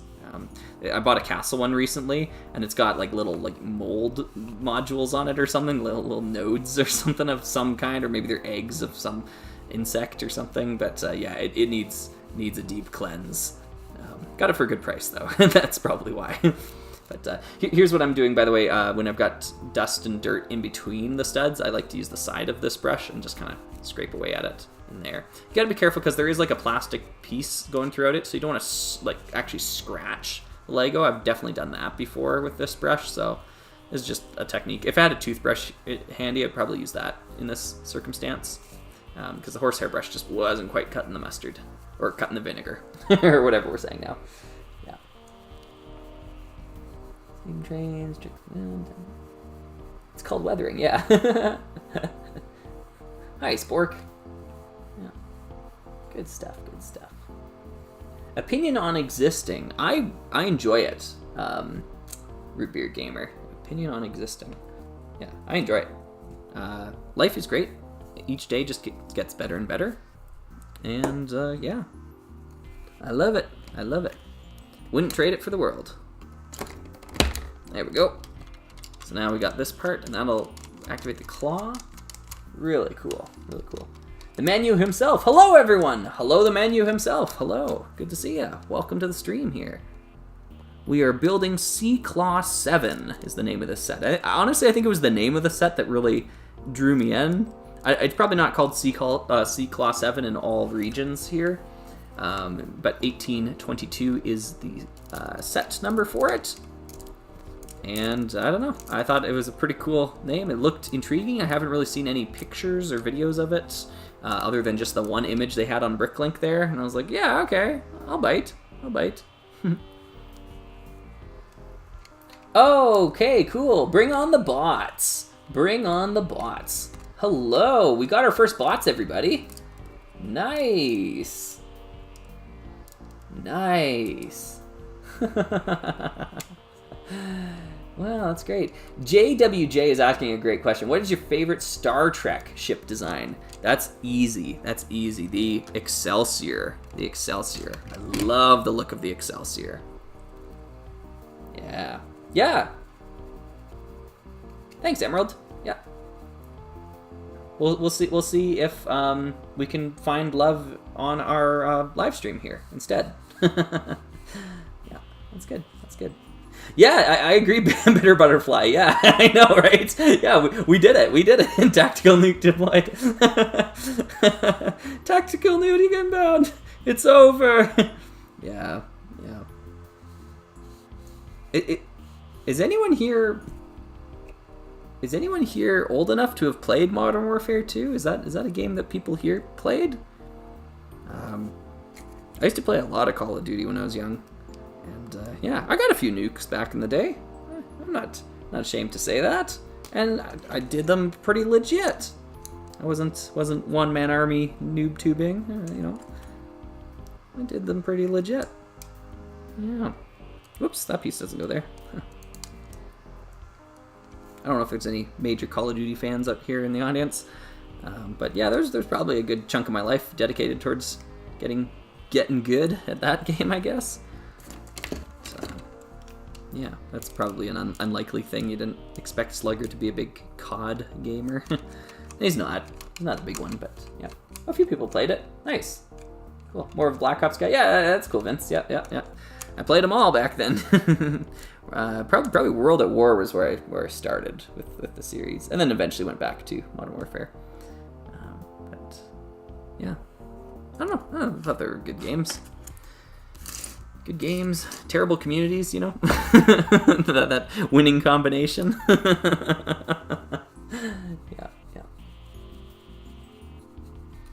Yeah. Excelsior OG or Enterprise B Excelsior. Whoa, good. You're getting into the deep lore there, PMing. Or PM-Elling, sorry. Excelsior OG. And I'm specifically NX 2000, not NCC 2000, even though I think the bridge probably looked better in an Undiscovered Country than it did on Star Trek 3. But I do like the exterior details, because they changed a few details for that movie compared to its first appearance in Star Trek Search for Spock. But I like the exterior of it in that original version. But yeah, the Excelsior. Beautiful, beautiful ship. I remember reading that the designers of the Excelsior were told to basically make the Enterprise as if it was made by the Japanese. And I thought that was an interesting way to do it. And when you look at the Excelsior, like, yeah, okay, I could see this, right? Maybe Japanese design circa 1980, right? Yeah, so that was neat. Reliance is a great ship. Any of the ships from that original string of movies there, I think they all look great. The Grissom, too. You know, it's kind of a weird-looking vessel, but I think that one's neat. This is for the 1%ers out there that, you know, like, watch Star Trek enough to know what we're talking about right now, but yeah. Yeah. Cool. Eileen Batman says, you seem too nice to have played COD. Yeah, I was nice about it, I think, but yeah, I don't know. As nice as I appear on stream, and like I think I appear in person too, I do like to play games where you can like mess with people, like you can play mind games with them, kind of. Not in like mean-spirited ways, but Call of Duty is one of the games where I went this way around a corner, and I'm thinking that they're going to think I'm going to be hiding here, but instead I'm going to be doing this when they come around a corner to catch me, that sort of thing. Like, that sort of stuff is interesting to me, and that's something you don't get from playing with computer bots or AI or whatever. Okay, well, this is a very tricky step that they've got coming up here. Sorry, I've looked away from the chat again. I know I'm going to miss a few messages. If you send me a question and I don't get back to it, please send it again, because I would like to get back to it. There we go, that's the piece I'm looking for. Here. Okay, cool. But Boxford Scoot says, if Starfleet militarized, it would be absolutely horrifying. Starfleet is a military. I firmly disagree with the whole notion that it's just exploration vessels. When was the last time you saw, like NASA doesn't launch rockets with machine guns on it, you know? Like, they don't take, like, anti-aircraft guns into the Antarctic when they go exploring there. Like, Starfleet vessels are loaded to the teeth with some of the most cutting-edge weapons in that universe. Yeah, Starfleet's a military. They might do it under the guise of exploration, but it's, yeah. Oh, hey, Kyle. Hey, buddy. You want to come up? You want to be on the stream? Kyle's the other cat that lives here. So we saw Zuko earlier, but yeah, Ambassador class. I like that one too. PM-Elling. I wish we got a better look of it in the episode, but yeah, it's from yesterday's Enterprise is the name of that episode. For anyone else that wants to go check out what the Ambassador class looks like, it's a real dream of mine to go see some of these models of the Star Trek ships. I think they got them in Seattle right now. A lot of them ended up in personal collections after the big auction they did back in the day. The Ambassador model is one of them. I know that one's in a personal collection somewhere. My opinion on that is, no one asked for my opinion on that, but I'm just gonna say it. I think it's honestly probably a good thing, because I don't think Paramount, after getting rid of Mike Okuda, I don't think they're going to be the best people to keep the torch of those items, right? Like, to hang on to them. I don't trust Paramount to have the best interests for those models at heart. And the other thing it helps with is it decentralizes it too. So if there's like a fire or some sort of tragic accident that happens at the studio lot, we don't lose literally everything. Like, Oh, well, all of the science fiction models have burnt to the ground. Like, there's nothing left. Yeah, we don't want to live in that world, or at least I don't. I want those models to exist somewhere, even if they're in some personal collector's collection. They sold for hundreds of thousands of dollars, though. A lot of them did. That auction was nuts. If you look into what Paramount thought those models would sell for versus what they actually sold for, like the Enterprise D, like the Enterprise from Next Generation, $500,000 it sold for back in the day. That's like, I think it was 2006 when they did that auction or something like that. So that's like $2006, $500,000. And Paramount was putting like estimates of like 30,000 on models like that. They're like, it'll probably sell for $30,000. Nope. Okay, sorry. I kept my eyes off the chat there. It's been a long road. Yeah. Yeah. It's good. TOS Enterprise is the only ship. That's funny. That's funny. Bad Night Bricks asking, what's your opinion of the new Star Trek movies? Well, I liked the first one of the bunch. Into Darkness was terrible. so bad. And then Beyond was really forgettable. It's a movie that happened. And maybe that makes it the worst of the bunch because of how forgettable it is. But I really enjoy Star Trek 09. I think it's a good movie, start to finish. Got one of the best opening sequences, I think, in Star Trek history. But it's really light on like story elements and details. It is just another movie about a bad guy who built a super weapon who wants to take down the Federation. But then every other movie after that, and I think even before it, with what are those guys called? The Sona and the Baku from, not Inquisition, Insurrection. That's the movie. Yeah, I think all the way back then that was the first of the long chain of bad guy with super weapon wants to take down the Federation sort of movies that we got. Oh no, these are in the wrong color. These are supposed to be transparent dark blue, or just transparent blue. I can't remember what that color's called. But they are in the light blue shade here. Whoops, that sucks. I might actually have these. Let me check on that. Yeah, the Enterprise D was the one that could separate. Yeah, that's right. Her Slugger clearly hates Beastie Boys. You know what? I laughed hysterically during that scene in the theater. I know I've already talked about, on one of my streams, I talked about laughing during the Lego movie when I saw it, where the scene... I can't even talk about it without laughing. There's a scene in the Lego movie, the first Lego movie, where the bad robots or whatever attack the cloud city that they're living in, the city in the clouds, and there's a wide shot of like a miniature of it and them all shooting lasers as this cloud on fire sinks into the ocean. And of course, like, I'm there with my friends and there's just a bunch of kids watching the movie, and I burst out laughing because of how funny the shot was, and it's like sad music and everything. I was the only person laughing in the theater, and everyone turned around to look at me, but I don't know, it was such a funny scene. I think it was great. It was shot for comedy. It was good. Yeah, so in Star Trek Beyond, when they used Beastie Boys to save the day, yes, I was laughing hysterically in the theater. Tears were rolling down my cheeks. It was so funny. Yeah. Anyways, let me grab some of this here. And I need to grab a couple of extra colors. It looks like the cats are getting hungry here in a little bit. I'll have to give them a little bit of food here as well. So we'll probably wrap it up once I'm done this model here, and we'll get those cats fed. There we are. So now we're in transparent dark blue. Yeah. Gone. Our Slugger. Oh, sorry. That's me. Bad Night Bricks is asking, original series or next gen. It's tough because, like. They're just products of their time. Although I will say Next Generation was bad even for its time when it started. Like, that show didn't deserve a second season based on the first season. It really didn't. That's cool. Look at that claw. That's so cool. Yeah. So I think the highs that Next Generation reached were higher than what the original series reached during its run, but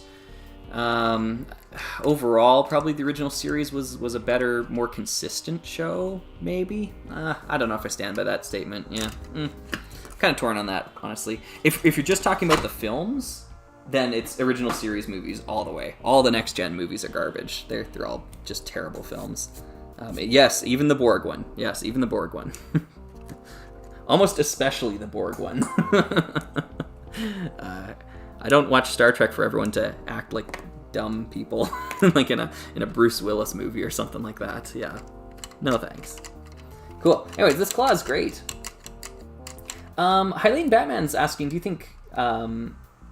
Oh, okay, sorry, here, I'm going to jump one question back. JWJ's asking, follow-up question, what's your favorite non-Starfleet ship? Another tough one. It'd have to be another one with a physical model, because that's what draws me to Star Trek in the first place, really, is the physical models of those ships. I'm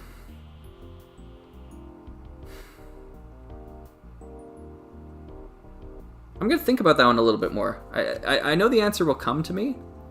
I'm not, like, crazy about a lot of the Klingon or Romulan designs. The Warbird is pretty great, like the Romulan Warbird. It's a pretty great ship. It's probably just going to be, like, some random, like, freighter or something that was used in a movie or a scene. Like, there's a freighter that's at the start of Search for Spock that they reused all the time. That's a really cool-looking ship, so... Yeah, I mean, the Klingon Bird of Prey is a great-looking vessel, too. That's another thing from Search for Spock. Yeah. Anyways, sorry, Hylian Batman's asking, do you think LEGO could do Star Trek justice, and would you want them to?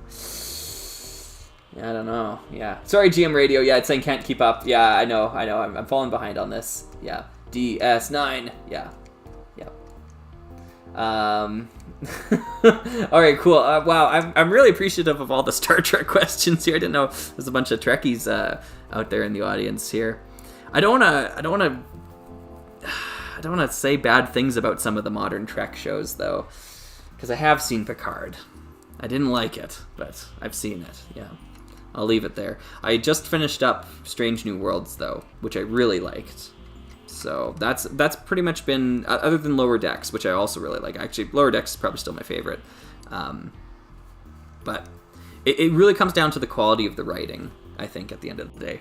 In Picard, so much of the dialogue is this, like, just almost emotional, like barf.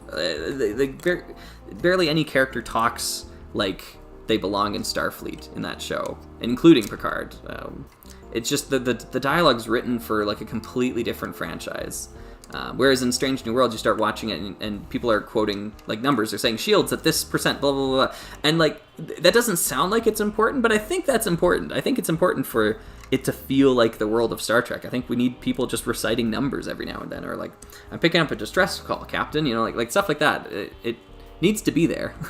And I think they made it a point when they made Strange New Worlds, because Discovery and Picard got such backlash from the fan community. I think they made it a point to actually include a briefing room scene in every episode of Strange New Worlds, which is a nice touch. Like, I mean, it's appreciated, honestly, that we get to hang out in a briefing room and talk about our problems, or, like, the problems that we're having this week. And that's really cool.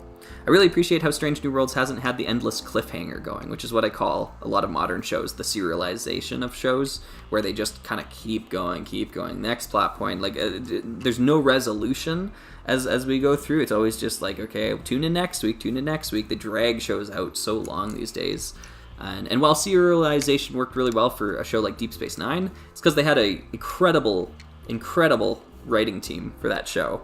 Like, the writing was so competent most of the time that they could actually pull it off. And they just don't have that at Paramount right now. So they need to do the episodic thing, which is what they're doing with Strange New Worlds. I think it's a smart choice. It seems to be working for them, at least. Okay, sorry, I was looking at the sets again. Yeah, E.C. Henry, sorry, I know I'm jumping back a few questions here. E.C. Henry has a great channel. If you're interested in model ships, like the Star Trek models, or Star Wars, especially Star Wars stuff, you gotta go check out E.C. Henry is the name of the channel. Fantastic high quality stuff on that topic. Yeah, Hylian Batman. If life were different for me, and maybe I was around more when model building was like the standard for television, that I could see that as being a potential career choice for me. Yeah, going into just building ships and things, working at Industrial Light and Magic, that'd be like a dream come true. But that's not the world I live in, unfortunately, anymore, and I don't think that would be a feasible life choice for me, so yeah. Not anymore, at least, which is too bad. Is there going to be like a back to this thing? Look how open this is. I'm wondering what is going to fill up the... Oh, it's going to be this. Oh, this is going to go there. That's... Okay, that'll be interesting. We're going to put a thing there. Yeah, no worries, Emerald. Thank you so much for sticking around here and for deploying the tactical nuke when required. That's good. Thank you. Yeah, I'm going to finish this one up and then probably head on out myself as well, too. But thank you, Emerald, again. The best Star Trek movie is Galaxy Quest, and the best Star Trek show is The Orville. Spicy hot take. Spicy. Here we go. We'll do one of those for Hylian Batman. There we go. Prepare for a Hylian Batman spicy hot take. Yes. Yeah, that one is spicy. That's for sure. Okay, cool. Nice. All right. Sorry, everyone. I'm missing a lot of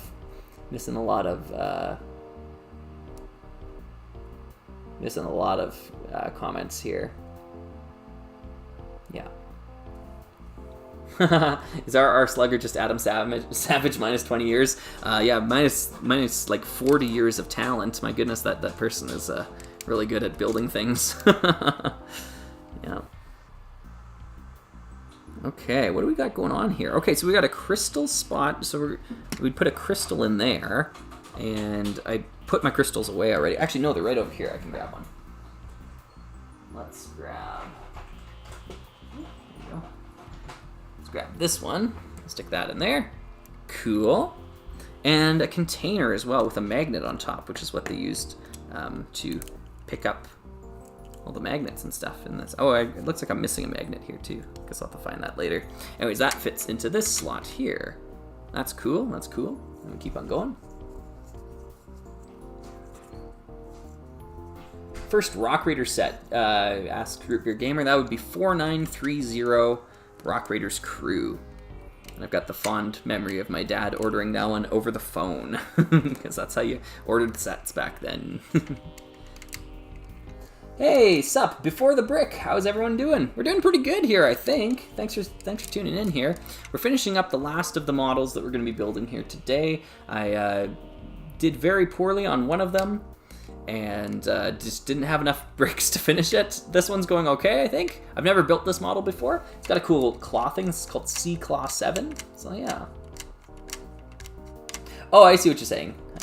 Batman. Oh, and B1er's asking, are you doing this from memory? I don't know if I should be insulted by that or not. I'm not. I do have the instructions off to the side here, just on my iPad. Just digital instructions. I don't have the physical instructions for this one, unfortunately, so I'm just going off of that. Sorry. Yeah.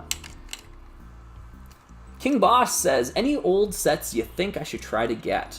What I would try to do is look at some old themes that aesthetically look cool to you. Like if you're looking at this and you're saying like, oh, okay, the colors are neat, I like this. Try to pick a mid-tier set, like a mid-size set, something with like 100 to 200 pieces from that era, and try to get one of those. That's my suggestion, because those are usually the best bang for your buck sets, and they won't cost you an arm and a leg, and you get to try out a theme for relatively cheap. I don't own any giant Aquazone sets, and I don't necessarily think I ever need to, because I'm trying it out here. It's pretty cool.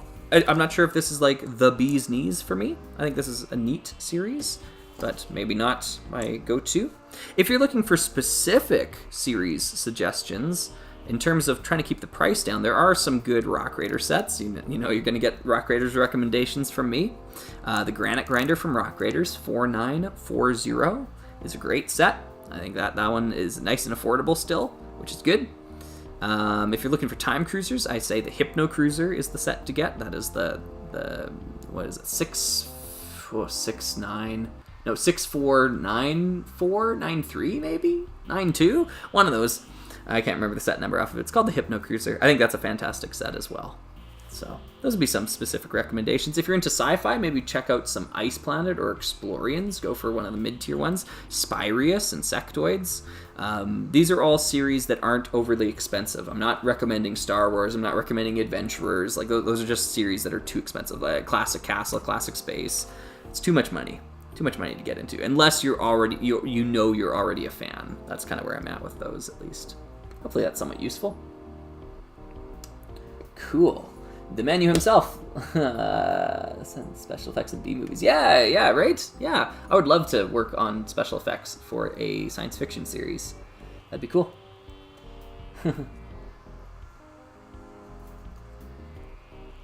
Yeah. Nerdy and I tried building it earlier. I was just missing too many pieces from the box. So the set Nerdy is talking about is one of the ones that's in the thumbnail here. We were working on this submarine here. This is 6175. And I was just missing too many pieces from the set to make any progress on it. I've got the husk of it sitting over here. This is as far as we got. And some of these parts are just barely holding on. I'm gonna have to finish this one off stream because I'm just gonna have to find all the missing pieces, unfortunately. But that's where we're at with that one. Yeah, PM Elling says, I prefer PDF instructions. Honestly, me too. Especially with the modern sets, I use the app all the time. I really enjoy using the LEGO instructions app. Yeah. Oh, I see what you're saying, King Boss. Been wanting to get into Blacktron. Yeah, go mid-tier. You don't want one of the, what was like one of the little $4 sets. That's just not enough. At least that's what I've found. Like something like if this was a standalone set, like this is just not enough to get into the series. You don't really, that's like 18 bricks all total. That's not enough. I think something with at least 100 pieces is kind of required in order to kind of feel it out. So yeah, I'd go for something mid-tier Blacktron. And yeah, see if you like it. If you don't like it, then great. You don't have to spend more money on Blacktron. But if you do like it, then try to strategize and pick out sets in particular that you're like, I really want to look for this one. Yeah. Physical models, Lego's Liar, Strange and Other, Ultimate Crossover. Yeah, I see what you're saying. Yep. Cool. Sorry, I'm just wiping this piece clean. It's got some buildup of dirt and grime and stuff, and it doesn't have any studs, so I can just use it. I can just wipe it clean with my hands here, which is an advantage, I suppose, of that. Batman113H, are you planning on making more music? I have your works on my phone. I listen to them during walks. Oh, that's awesome. You even played it on loop during the Baz Maps. Dramatic Minds. That's great. Yeah, like I make those songs as inspiration comes to me and as I need them for videos. I have I think 8 Rock Raiders focused songs right now, and that's honestly enough to get by. I might make more that are in that vein just for fun. I don't know if I'll ever need to do them though, which is kind of what's keeping me from doing them. So I had to do a bunch of Time Cruisers songs because I started that Time Cruisers series. And there's going to be an Alpha Team series coming up, so I'm going to do some Alpha Team songs for that series. Once that happens, a Life on Mars series is planned as well. And of course, RoboForce 2024 has been teased that back in the Granite Grinder episode. So that's all. It's all coming, and they all are going to need their own songs just to give the videos their own feel. And that's another thing that Trick Bricks did as well too. So I'm not the first person to do that, not by a long shot. It's just a good idea that I've taken from other people that have had this good idea before. That's all. Cool. All right. So it's a hatch to get out of the submarine. So you can get minifigures in and out. That's cool. Have you ever heard of Bricks and Minifigs? I recently got back from picking up... Oh, that must be a shop. Oh, it's a shop. Okay, cool. I'm going to have to check that one out. Yeah. My one Ice Planet 2002 set is a mid-tier one. I got it in 2014. Yeah, that's a good one. What is the name of your music? For our Slugger, you'll find it on Bandcamp. So if you search something like R Slugger, and then you type in the word Bandcamp as well. If you search that, RR Slugger and Bandcamp. It'll be good. Hey, Benjamin, welcome back. Yeah.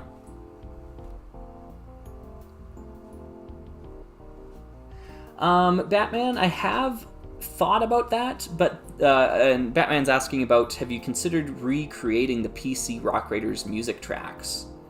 I've thought about it before, but the problem is they use very specific synthesizer samples, and anyone who's familiar with synthesizers or have used that instrument before know that like there's just certain sounds that you can't make with certain synthesizers, and vice versa. Like there is the classic sound of this synthesizer, and it's just something you can't replicate easily. And I'm not a music studio that's willing to spend hundreds of thousands of dollars and get this like done. I'm just a hobbyist, right? So I don't have access to a lot of the sounds that they used in creating them, and I think that's kind of where that ends, unfortunately. Yeah. Oh, cool, there's a harpoon gun on this set. That's awesome. Is there an extra harpoon here? No, okay, I'll just borrow it off of this thing. Actually, he's got it. Let's grab it from that person there. I'll put the harpoon gun in. I like that. Attach that onto the side. Oops, I need to bring this back into the center so people can actually see. Nice. Our B1er's asking, are you going to make a series showing all the lore of the creatures on Planet U? I never considered that, honestly. I don't know if there's much, a whole lot to say. I'd have to start compiling some of that, I guess. What's a thought? It's a thought. Yep. I'm definitely considering it now. Yeah.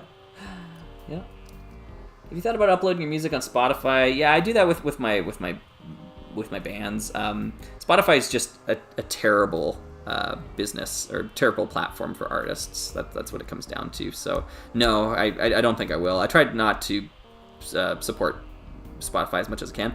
As a user, people who listen to music, I totally get it. It's super convenient, but you have to understand that Spotify just does not pay its artists. It's a real eye-opener that I share with my students that I teach music to. I get them to guess how much money do you think you make? How much money do you think people make from streams on Spotify? And what they guess and what the reality is so it's eye-opening for them. I can really tell that a lot of my students are like, whoa, I did not realize that it's that bad. Yeah. I just for context, I'm not gonna name any of the music groups that I've been in just for cybersecurity reasons. But one of the groups, we did an album. I think it was 8 years ago, and I had forgotten about it, and then found the login details for that account, and I was like, oh wow, okay, so 8 years ago, it's been up for streaming for 8 years. That's pretty remarkable. Let's see how much money it generated. I'm almost curious. I maybe I'll ask the chat. How much money do you think an album that was released 8 years ago has generated over the course of 8 years of streams? How I mean, I know it depends on the volume of streams, and this is a local band sort of level, so not a lot. But how much money do you think that album has generated over 8 years of being available for streaming? That's my question there. Yeah, and Root Beer Gaming is asking, have you thought about uploading it to YouTube? Yeah, I have thought about that. I might do something like that eventually, uploading it on YouTube. The thing is, Bandcamp, it's available for free on Bandcamp. You just download it, and then you can do whatever you want with it. So it's a great site for artists. Bandcamp's amazing. Yeah, okay, good. All right. I'm happy to hear that people who are weighing in have some semblance of reality when it comes to streaming music. Yeah. Hey, PJR got it 100%. $30. $30. Nice. Good job, PJR. You got it right on the nail on the head. Yeah, it was $30. Canadian dollars. 30 Canadian dollars. And if I wanted to take that money out of the account, I still had to pay the distributor a portion of it, 30% or something like that. So, yeah. There's just not a lot of money to be made through streaming. So I try not to use or support platforms like Spotify when I can. So, sorry. And I don't want to pass judgment if you do, because I get it. It's totally convenient. It's totally convenient. They've completely cornered the market on convenience. And it's just a shame. I guess just be aware that you're not supporting an artist by listening to them on Spotify. It's just, you're just not. Not saying that you have to either, but don't think that you are, if you are. That's what I mean.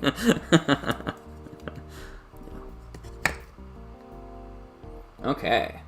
Am I a member of the Beatles? No, but I wish. Although I don't want to be dead, so yeah.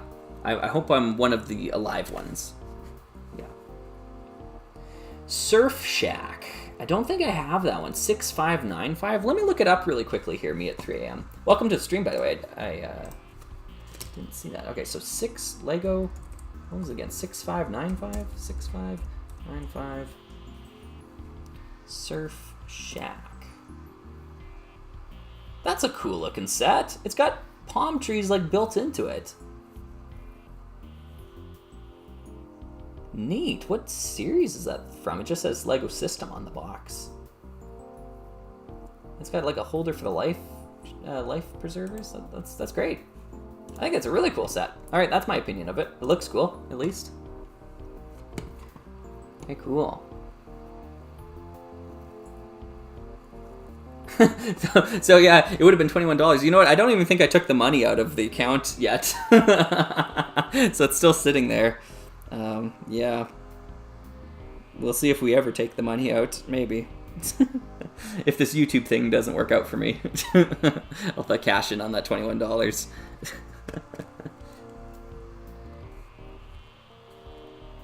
Nerdian's asking, for old sets using a few unique bricks, would you recommend loose bricks or buying them as a set? It's really going to depend on the price of the set. If it's something that you can feasibly do and just get the bricks for, yeah. Which is what I did with this set, by the way. This I showed this one off earlier on stream, but that was probably a few hours ago. Magisto's Hideout? Magisto's Workshop. Magisto's Workshop, that's what it's called. It's the Workshop. And I've made some modifications to it and whatnot. But this is something I just parted out of my own collection. I just had all these parts, and I just kind of went nuts with building it here. So I never had this set growing up. This is the first time I've ever built it, and I did some modification work on it, of course, here. But, yeah, if you can do that with, like, Classic Castle, do it. Like, if you have the parts sitting around, just build it. You don't need to pay hundreds of dollars to get these sets. That one's not hundreds of dollars. That one's probably, I don't know, $50 maybe. But yeah. Oh, wow. Okay, I do not play the hurdy-gurdy. That is a cool instrument, though, and I think there's a YouTuber, I can't remember the name offhand, the one who does the Down the Rabbit Hole videos, who plays the hurdy-gurdy, and it's a really cool instrument. I wish I had one. I'd like to learn to play it. Or the nickel harp? Mickle harp? I can't remember what it's called. Another instrument that's very similar to it. Yeah, I play all of the popular instruments, like pop, so your rock instruments, guitar, bass, drums, keyboards, that sort of stuff. I'm a vocalist, so I'm a singer. That's what I got my degree in. And then during my music degree, I had to learn to play all the brass and woodwind instruments as well, too. So your trumpets, your saxophones, that sort of stuff. Yeah. Can't play the violin, though. The violin's pretty tricky. It's a tough instrument. I missed a step here. I need to add that onto that. Cool, cool. Let's add that in there.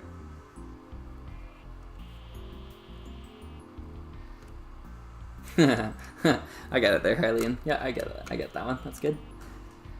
Favorite rock race creature is the rock whale. Yeah, I mean, it's a cool looking thing. Would have been neat to see it realized in Lego at some point. Yeah, what do you put in the Alpha Team songs? I'm not looking forward to it, if I'm honest, Manu himself.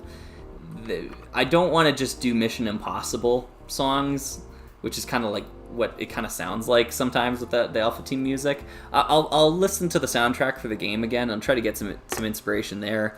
But I want more drums and bass in it, right?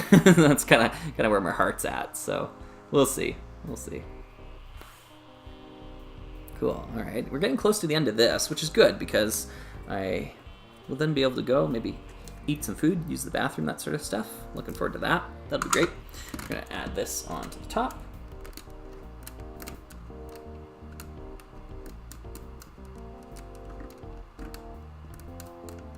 Oh, that's the person. Yeah, Google user. Yeah.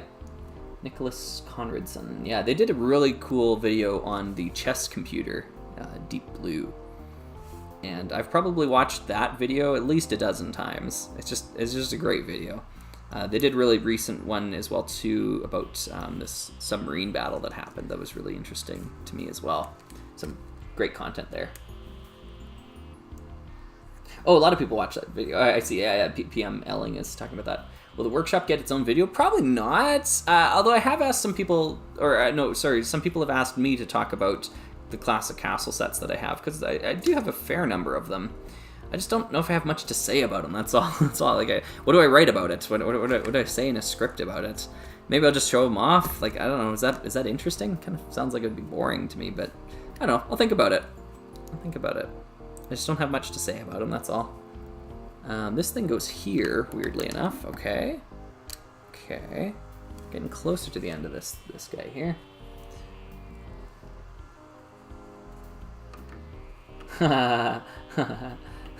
Be Dave Grohl, play all the instruments yourself. Yeah. Oh, you're on Frederick's Patreon Discord. He's got a 5+ hour video on EVE Online coming out. Oh my good gravy. That's crazy. Okay, I'm interested in that too. Yeah.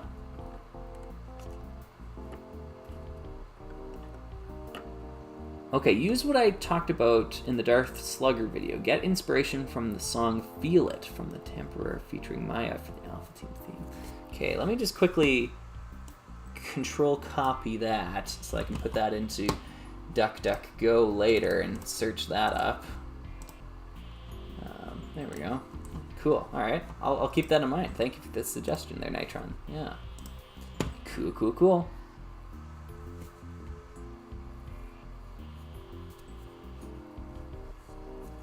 Yeah, I might do that. Boxford Scoot. I'll see about that. There's another hurdy-gurdy player called Nicholas Conradson. That's hilarious. That's awesome. That's funny. Yeah, maybe more in the lines of The Matrix. Maybe. Yeah, definitely not the sequel films, though. I really didn't like the soundtrack in the second one. First one was pretty cool, though, I guess. Yeah, I'll think about it. I'll think about what I can do. Oh, that's where these parts go. They're going to go up on top. Okay, now it's making more sense. I was wondering, where are these black wing pieces going to go? So we're going to put those up on top. That looks neat. Sorry, I know I'm dawdling here. I need to get this done. There we are. Black piece here, black piece there. Probably one last jet up on top if I was a betting man. Oh, I might not be a betting man. I might lose. Let's see. I'm gonna put one of these on. Okay, is this thing going on top? That's the bet. Is this going on top? It probably is.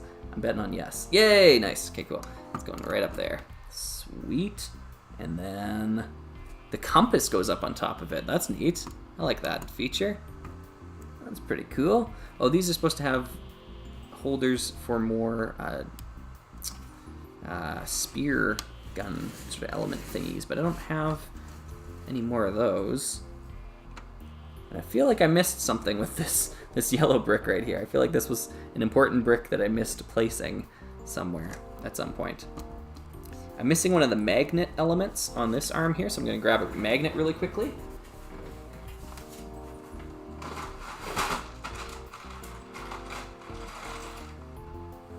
And here's a really quick pro tip for anyone that likes building these old sets. Just go on eBay, buy yourself like 30 or 40 magnets like this. Just get them in a big chain of magnets here, and then you'll never run out. So whenever I need a magnet, that's like, okay, what type do I need? I need the black. And with the Technicolor, I just grab one out from the collection, and bada bing, bada bang, you've got yourself a magnet. And they keep together pretty well. Let me tell you, when I brought this package into my house, it was literally like sticking to like metal things. Like I'd set it down on the table and my keys would like move towards the package, even though it was in a parcel and everything. There's a lot of magnets. There was like 40 magnets in the set I bought, so yeah. Especially when you hear the church bells and trumpets. Okay, cool. I will listen to that one. Yeah, sounds good. Cool. All right, so we got our magnets here. I'm going to move the magnets off the table. Let's bring the C-Class 7 back out into the forefront. We'll take one last kind of look at this set here. And I might bid farewell. There we go. Alrighty then. Yeah, Nerdian, you are correct. I just don't have any extras. I think the set was missing some. These are the little daggers, so they don't belong up on those clips. I will need to track down some extras from elsewhere in my collection, probably. We shall see. But anyways, here we are, C-Claw 7, mostly complete. Mostly complete. Kind of a weird looking set, if I'm being honest, but it's got a great claw gimmick on the side here. Little piece that you push down to open and close the hinges on the claw. I think that looks awesome. Really convincing too, and it snaps back together really great. The top of it here all lifts up. This whole compartment here opens up so you can get at the interior. There's no console or anything, so you're using a lot of your imagination here. I might round that out. I might add some pieces, do a little bit of modification work on that. There's a compass, a real working compass on top, just like the first set that we were trying here today. Yeah, the divers do have knives, yeah. And then the back here opens up to allow the divers to move in and out of the submersible. So that's pretty neat. That's pretty neat. Yeah. So these sets that I built today, the C-Claw 7 and the I don't even know if I ever figured out the name of this one. The Scorpion Detector, Scorpion Crawler, something like that. This one, the Exploriens set, as well as the set that I didn't quite finish, 6175 here. This one. I'm going to finish this one off stream just because I'm going to have to go digging through my other sets in order to return some of these parts to their rightful owner, just so I can finish this one up. These sets are going to appear in an upcoming video, and if I don't get this one done, it might not make an appearance. It might just be the C-Claw 7 on its own. Honestly, just from looking at it, this is a lot bigger than I thought it was going to be, so I don't know if I'd actually be able to fit the two in the same shot anyways. So I might just do C-Claw 7. I'll try to track down some extra torpedo pieces to put along the sides there, or harpoon pieces, I guess. But yeah, this is what we're looking at here, folks. They're going to appear in an upcoming video, not featuring these sets, but they are going to be in a single photo at least. That's why I needed to build them. I was going through and writing what pickup shots I needed for this new video, and I just needed these sets built, and I figured instead of doing it alone, I would do it on live stream here. So I'm very happy that people came and checked it out and had some fun talking about Star Trek for a bit there and answering questions and whatnot. Yeah, so I had fun doing this. Hopefully you had fun doing this as well too. Definitely a little bit more informal, this live stream, compared to the last ones we did. And definitely some more technical errors on my part in terms of not preparing the sets ahead of time, making sure they had all the pieces in them. I'm going to learn from that mistake, so hopefully next time we do something like this, we can actually build the sets without having to dig through bins to find some of the spare pieces. Yeah. Otherwise, I think the stream went pretty well here today. I'm going to try to figure out a way where I can archive these without having to publish them to the YouTube channel. I don't want to fill up people's sub boxes with live streams, because I usually unsubscribe from channels that do that to me. So I'm probably thinking a website at some point in time where I can archive them, or maybe just making a video or a playlist that you can just go into and find them there. So just leaving them unlisted, but there'd be a link to them. I think if I do that with a playlist, that would work. I'll look into it anyways. But, yeah. Skeleton Surprise, yeah, that's a classic set there too, yeah. I'm not willing to pay the amount of money that it usually goes for, though, because it's such a simple set. Like, that's the one you can definitely build out of your own collection, I think, if you have this sort of era of pieces. I didn't even talk about the octopus here, but yeah, the C-Claw 7 came with the classic Lego octopus, which is really cool. Second channel, yeah, I know. Livestream channel, ugh. I guess. Maybe. Maybe that's the way to do it. I don't know. I'll think on that. I'll think on that. Slugger Live, yeah. Awesome. Well, thank you, everybody. Thanks for coming, checking out some of these sets with me, and hanging out, asking some good questions, talking about Star Trek, doing all that fun stuff. It's been a blast here. And I'll see you on the next one here. Thank you again for checking everything out. There should be a new video coming out next weekend, like this upcoming weekend. Fingers crossed I can get it done before then. I've got some time off, so I'll be working on it there. And it's a big one. It's going to be, I want to say 10 minutes, 11 minutes, something like that, if I remember the timestamps correctly. But we'll see. We'll see. But anyways, thank you everybody for tuning in, and I will see you next time.